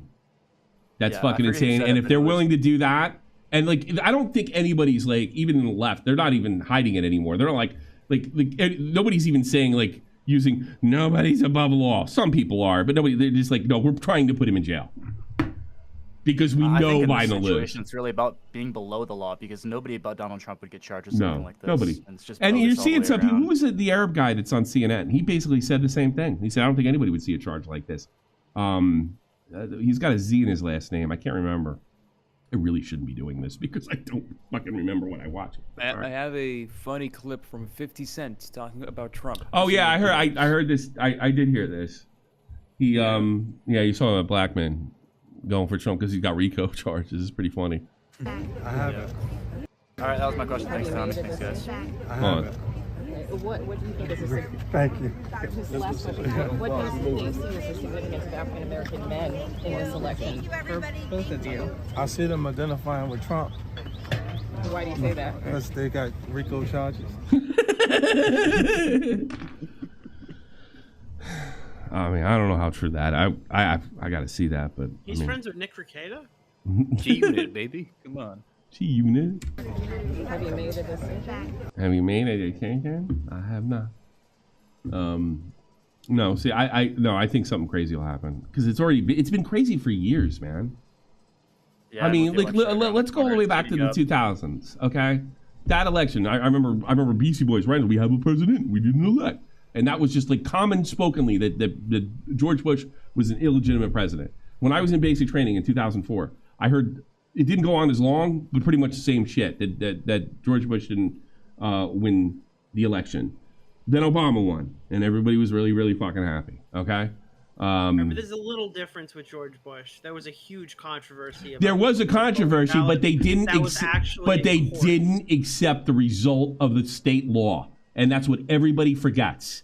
The law in Florida, if it becomes between a certain amount of votes, it is recounted. That recount was done as a Florida law, and the Gore campaign did not accept it and sent it back to court. And that's when the lawsuit started. And then that one counted, and they did it again, and it looked like they were going to do it a fourth time, and then Gore tapped out. And then our much esteemed, really fair people that are really upset about J6 and fucking election denial denied the election for the next 4 fucking years. So I'm just saying that one actually went to court. It did go to court multiple fucking times. They didn't. My point is, they didn't tap out. They didn't tap out after they lost. They didn't tap out afterwards. So we're seeing like there's nothing that Trump's done that's particularly even unusual, other than the January 6th event. Anymore. I Right? mean, even Hillary Clinton was. Hillary I Clinton. said it, but Here's an original direct quote election that I remember. I think he knows he's not a legitimate president. Yeah. Right. Let's a lot of people know this. When the electors that elect our president, the ones you actually vote for, they are not bound. They can vote themselves. They're not bound. Right. And I remember there was a real effort in 2016 going into 2017 to convince those electors to flip their vote. You know, everything has been tried. Immediately after he gets into office, they arrest that general. Like, it's non-fucking stop. There's nothing normal about this. It's non-fucking stop. When they can't get him on the bogus Russian thing, then they get him on something he has absolutely the right to do, which was withhold the delivery to fucking Ukraine, which he eventually made. And what were we told? Why can't they just plant something on him? I don't think they've been able to do it. They kind of did with the Ukraine thing. Yeah. They kind of did. It just didn't work because they didn't have enough votes in the Senate. A bunch of like papers and stuff. Yeah. They did. They just don't. They don't have enough. Believe me. So no, I think we've crossed the Rubicon, as everybody says. I hate saying that, but it's the only fucking word I can fucking put it in. And I think something terrible is going to happen. I don't see it going any other way. If we were looking at another country, like in South America or any other country, we would be really fucking concerned. The UN would be making all these declarations and what have you. What's going on in the States is extremely unusual, and any past historical example ends in violence. So I don't think it's completely irrational of me to say something like that. Because what happened to Trump is not normal. Is not normal by any stretch of the imagination. Now, I think there's a lot of Democrats thinking, yeah, we're probably screwing him, but he'll get out on overtime, but at least he won't be elected. Even that's fucked. Beyond fucked. Like, you're denying the entire country to vote on who they're voting on. And people don't trust the media anymore. People don't trust anything anymore. I don't. Yeah. And why would you? That's really the threat to democracy. And if you say something like that, you're like, all of a sudden, the roles have been reversed. When I was growing up, the left really resented the fact that they were calling, because they were against certain war efforts, calling anti-patriotic. If you just say that things are fucked up and I don't trust the media and I think the FBI is corrupt, you're a fucking traitor now. It's really, use all the same tactics. It's all about power, right? I mean, God, if COVID didn't teach it, these people were enjoying COVID. They loved it. I'll never forget watching the governor of Maine, who had like almost no deaths, sadly tell everybody with a huge smile on her face that we're going to have to keep the rules in place. They loved COVID. There's been no repercussions. Loved it. Loved it. I'm always using like concentrated. They have not had to answer for that since. No. They just got away with it. No, they absolutely got away with it. Somebody goes to jail for that, I could care fucking less. They fucked up school so bad. They fucked up my kids. Kids coming out of school nowadays are just so fucking. I wanted to dig my heart in. Night and day difference. Fucking took the. I used to think Augie was an idiot for not taking that stupid thing. Now I think he's a genius. Wait, did you guys see Joe Biden tweet out, "Hey, we should give school teachers more money" or something? Oh yeah, like 5 2 days times. ago? Like 5 times. He just tweeted that out, and they're like, "Hey, you had 4 years to do that, right? Why are you tweeting that out right before the election?" Yeah, because he's doing anything to get rid of it. They don't need more money. See, I don't think it's possible for Joe Biden to turn it down. And I think any political expert, when I say political, I mean somebody that understands like elections and polling and all that. There's no way for him to turn it around. He's not young. Some guys have turned it around. There's no way he's going to get on TV and just like motivate people. I don't know how we're back here again. I don't know how the Republican Party in the last 4 years couldn't find a better candidate that's not like being. I mean, they had like Vivek. I don't know how Joe Biden survived this term. I know why. I can answer the one question why the Republicans can't find a better because they don't have anybody that could fight that has enough clout to run. They don't have anybody to fight. They're all the other Republicans are just like they're all fucking spineless. They all came out in the first half and said Donald Trump is a huge fucking piece of shit and I hate him. And then they went, oh okay, he's got clout. Okay, you answered your own question. Why couldn't they find anybody? Nobody's the only person, and she's probably too crazy to run, that's willing to swing is that Marjorie Taylor Greene wacko. You have to go in and you've got to swing. You got to swing as hard as they do. Right? And I got to be honest with you. You know, I'm trying to vote for someone to lower my taxes, and I'm not really liking any of the candidates. I think it's just, I don't know. Well, yeah, that's fine. But you got to, if you want to win, you got to swing, and that's what the Republicans were perfectly fine, basically since before the Second World War, being second banana. Democrats are willing to fucking fight and swing, and you got to fight and swing. You got to swing hard. They call you Nazi, you call them Nazis. You know, what about, they charge your guy, you charge two of their guys. You know, you got. I mean, it's come to that, and it's unfortunate. One of your guys. I'm saying this metaphorically, by the way. You really have to do the Sean Connery Untouchables approach, and metaphorically, not literally. They put one of you in the hospitals, you put two of theirs in the morgue. It's the only way to do it now, and it got to that point, and it's unfortunate. It's more than unfortunate. It's probably fucking devastating. And all you fucking Europeans that are laughing at us, when this country, you guys are fucked economically if we fall apart or end up in some kind of civil conflict. Oh yeah, especially the NATO countries. And the UK gets to have fucking what's his name run. Who? Who the fuck's running over there? Is that really rich guy, right? No, it's Nigel Farage. He's running? Oh, he doesn't have a chance in the world. UKIP? He doesn't have a chance. No, he's not with UKIP. No, he left UKIP. Yeah, he left UKIP. He got when Sargon and Dankula, he kind of skipped town. Jared, they're laughing at you, Jared. They want to vote for Nigel Farage. Remember the beginning of the Medicare video? Oh man. Jared Batten. He started that party too. You know that the UKIP. Yeah, he started it. That was how they got. Then all of a sudden he left, and they filled it with a bunch of fucking YouTubers. Yeah. And then all the women left the party and sabotaged the website. Well, you know what? Funny. I will give YouTube credit. They got us out of the fucking. They got the UK out of the EU. Congratulations. And the Reform Party finished the job.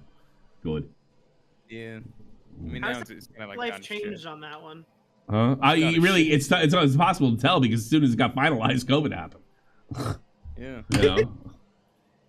It's impossible to tell. You know, like the people that defend it say it's COVID, and then the people that were against it say, "I told you so." You know, The fucking spaghetti monkeys over there had like tons of cases, and it like fucked up Europe or whatever. Tom, you run for office. I'm not equipped. You were like the post-China people, dude. The fucking Italians got blown out. Tom, you run for office. I'm not even equipped to do bread tube. For Christ's sakes.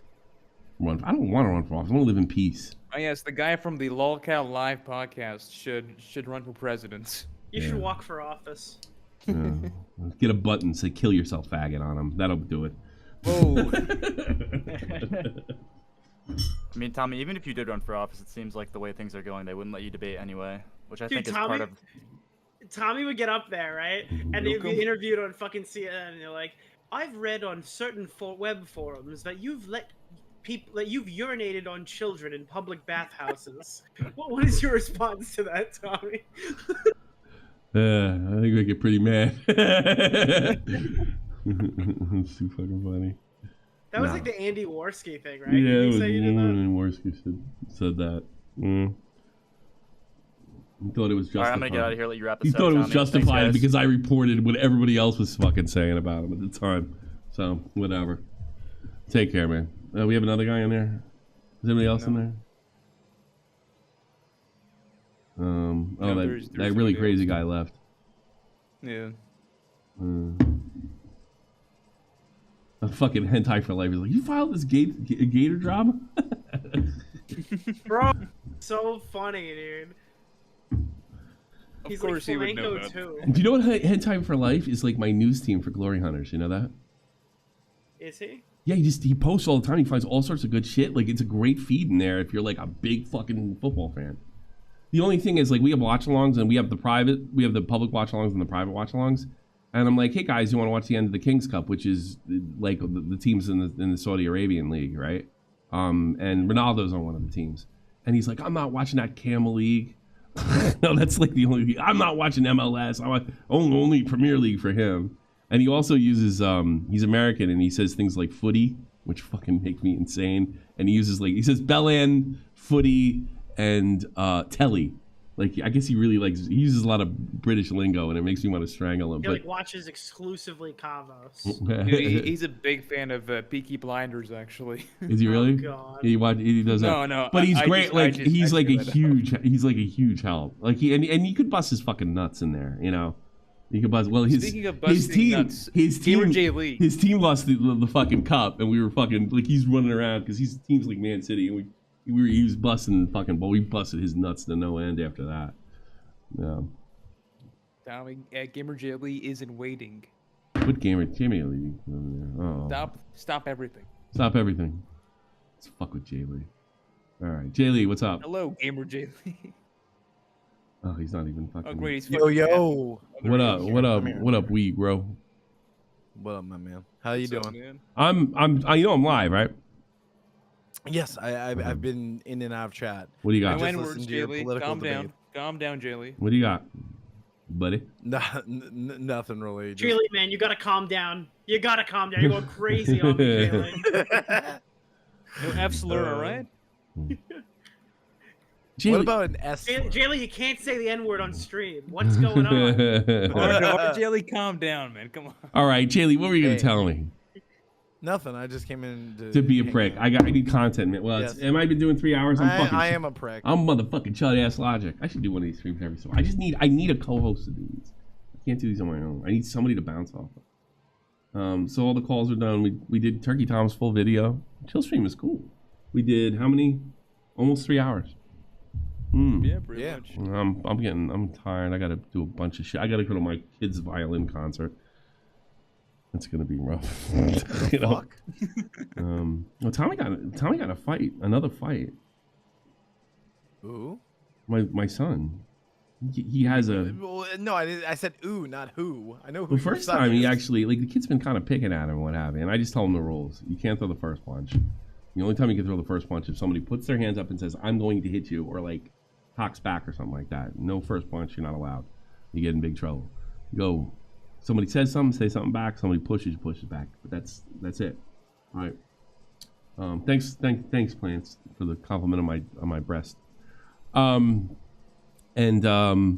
Before he's got this Arab kid, kind of picking at him. And it was going on for a while, and then he was practicing with a friend of his, and I guess he's just like, he says a lot of shit that he doesn't understand. He says a lot of sexual stuff to Tommy and stuff like that. The Arab kid? Yeah, he does. Shit. Yeah, and I guess he just doesn't That like Muslim him. right there. Yeah, he is. I sit next to his father the whole time. So Tommy, I saw it getting a distance, and of course another coach was there, and he threw him to the ground. Right, and this kid's around his size too. He's not small by any stretch. He's fat, and Tommy threw him to the ground, and he left him alone. But it started up today, and they got in a big shoving match, and he had to sit in the corner. And he goes, "Dad, I think I have a rival." I told him the rules. I told him if he ever defends himself, he won't be in trouble. It's Keemstar. What? Here? Oh, great. It's his Keemstar, his rival. It's his own. Yeah, it's his rival. Keemstar. He's got his own camps. Dad, I think I have a rival. Dude, Keemstar calls into the show. Tommy, why are you wasting the Tommy Jr. drama on your Yeah, but I wish the coaches don't yell at the kids, and I think that warrants it, and they don't do it. And I don't know if it's a cultural thing. Is that like a German thing? Yeah, I think it is. The kids are really they're really poorly behaved, really bad. There's Tommy, if Tommy hit a kid, he's in big trouble. If without, he's allowed to defend himself. That's it. So he's got the same rules I had, right? And he will be defended. but they're kind of letting it go on, and all the other kids that kind of fuck with him kind of got theirs, and they don't do it anymore. But there's one kid now, he wants some. I actually was kind of proud of him. They made them shake hands, right? And Tommy put his hands out, and the kid put his finger out, and I was surprised he did. He says, "I am not shaking his finger. He's gonna shake my hand." Little 8-year-old boy. I was like, good for you. And apparently the kid's gonna miss a game. He's gonna get benched for a game or something like that if they have any more. So I was like, I wouldn't have shook his finger either. You shake his hand like a man, right? I was like, you're not in trouble, are you? Because I was like, no, I'm not benched. I was like, you put your hand out, right? He said, yeah. So I was like, all right. I was like, you should shake it out. But I guess he really hates him. I don't get it. You know. Imagine if he went to shake his finger and the guy made a farting sound. That's what I was thinking was happening. I think that's what was going on. That's the first thing I think they do that. So I think that might have been the move, and that would have really. Yeah, he's like, I'm not doing that. And I was like, I'm falling for that. No. And they supposedly told the Arab kids like you're benched, right? Which they've never done before. Well, they probably, but I don't think Fucking they can bench Abdul at them. it again. Yeah. He's Arab or Turkish or something. I really don't want to talk. I really don't want to talk to his dad because but nobody's coming in well, here's the thing, there's consequences for Tommy, and I notice there's no consequences for any of the other kids. Like, he yelled at the coach, he got in trouble for that, right? He yelled out of frustration, right? I took care of that. But nobody's when the kids fake injuries, when the kids do dirty stuff, or there's sit in the corner. That's the culture. You're supposed to do that, aren't you? I don't know. They don't yell at them. Crotch chops at each other. Knock it off. And the worst thing is even the girl fucking he had to there was a corner kick, so he had to guard the girl. The girl was a striker, and he guarded her the way I was taught, and I guess he pinched her, right? And she pinched him, and then he started whining. She's probably the toughest kid on the team. And he came over to me. He's like, "Look, kids are gonna be dirty. You gotta fight back." He's like, "Dad, I stepped on her foot." I was like, "Okay." Attaboy. Can't hit her though, But no, she's the toughest kid in the team. She doesn't pull up with any bullshit, and she'll you give it to her, she give it back. She give it back tenfold. And all the other kids, they fall down, they cry, and they whine. It's really or my personal favorite is if Tommy gets a good tackle in or a good challenge, and the kids go end over tea kettle, which happens when you're both clashing for the ball. They always fuck whether they're hurt or not. They always do it. Everybody's got to pretend. Well, they see Ronaldo do it, so why wouldn't they do it? Yeah. And to me, I don't think that that should be checked. It is an easy way to solve that without looking like a monster, right? You're hurt. You're done for the next 10 minutes because you're hurt, right? No, I'm ready to go. I'm good now. You're good now. You don't know. You were crying just before. No, and that'd be the end of it, because especially the kids that really want to play. Yeah, because there's one kid, there's probably the best kid on the team, athletically. If he misses a shot, then he got hurt. If someone stuffs him, he gets hurt. And he just does it to slow the whole fucking thing down. It's practice. Yeah, this is fucking practice. Selfish. You should be punished for that. Well, the father comes I saw Tommy sandbagging around, and I yelled in the field, "You're not messy, run." Nobody else will do that. I don't know. I mean, the one thing I remember is that there was a girl on our team. We called her Baby Lisa because she was the youngest of the group. But she turned out to be an MMA fighter. She was the baddest bitch in the plane. She thought she was Ronda Rousey. Oh, apparently. So she thought she couldn't punch well?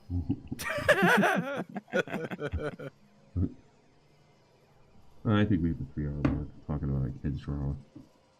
They were saying that fucking Rousey might come back and fight again. I was like, oh, that's not How gonna old be is she pretty. now? She's got to be pushing. Even Connor too, right? What? Connor, I guess, is a little more understandable. I want to see Connor fight should not fight either. All but- right, I want to see him fight. There's a rumor that the fight's off. Did that get confirmed or denied yet? She They're is supposed to fight in a couple 30. months. She is 37 years old. There's no way she should go back. She's giving. 37 years young, dude. She should be fighting fucking Amanda Nunes. Let's go. No, She should be fighting You're Khabib, bro. Hasn't she given birth? Yes. Yeah. Did she? Yes. No. She left WWE the first time, had a kid with her abusive husband, from what I've been told. Whoa. You mean uh, her coach? Oh, was it her coach? Yes. Oh my God, her abusive coach. Yeah. Anyways, yeah, she had a kid, came back to WWE, then screamed sexism and shit, and then left again because Vince McMahon and Bruce Pritchard supposedly. What did Bruce Pritchard do?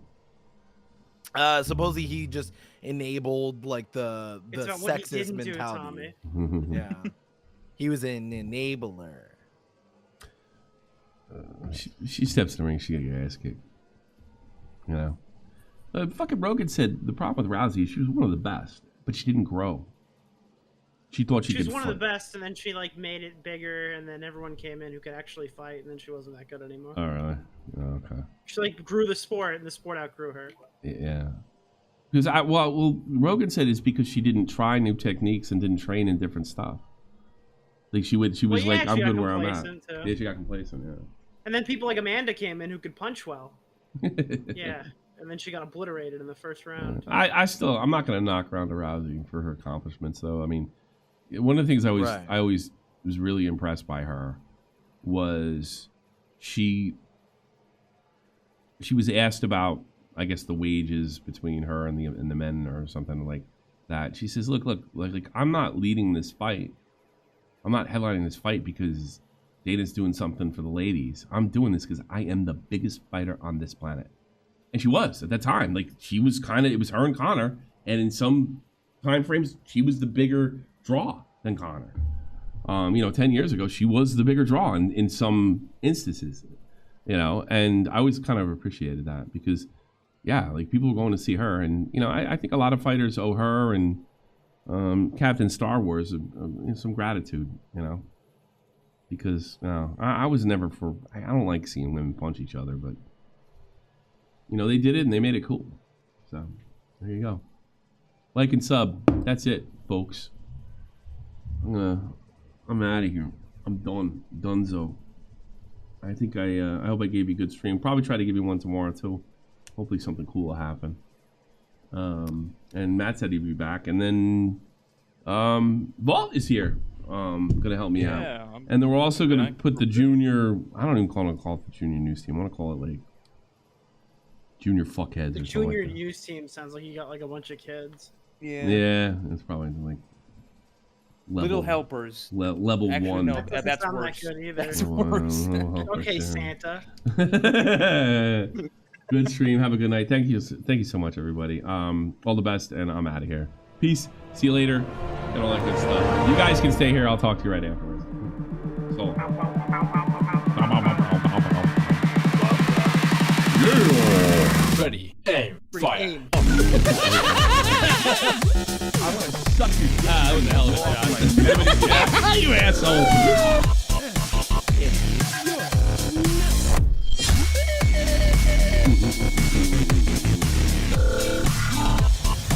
Wow.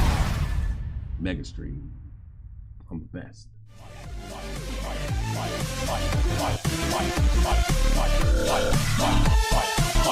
Fight.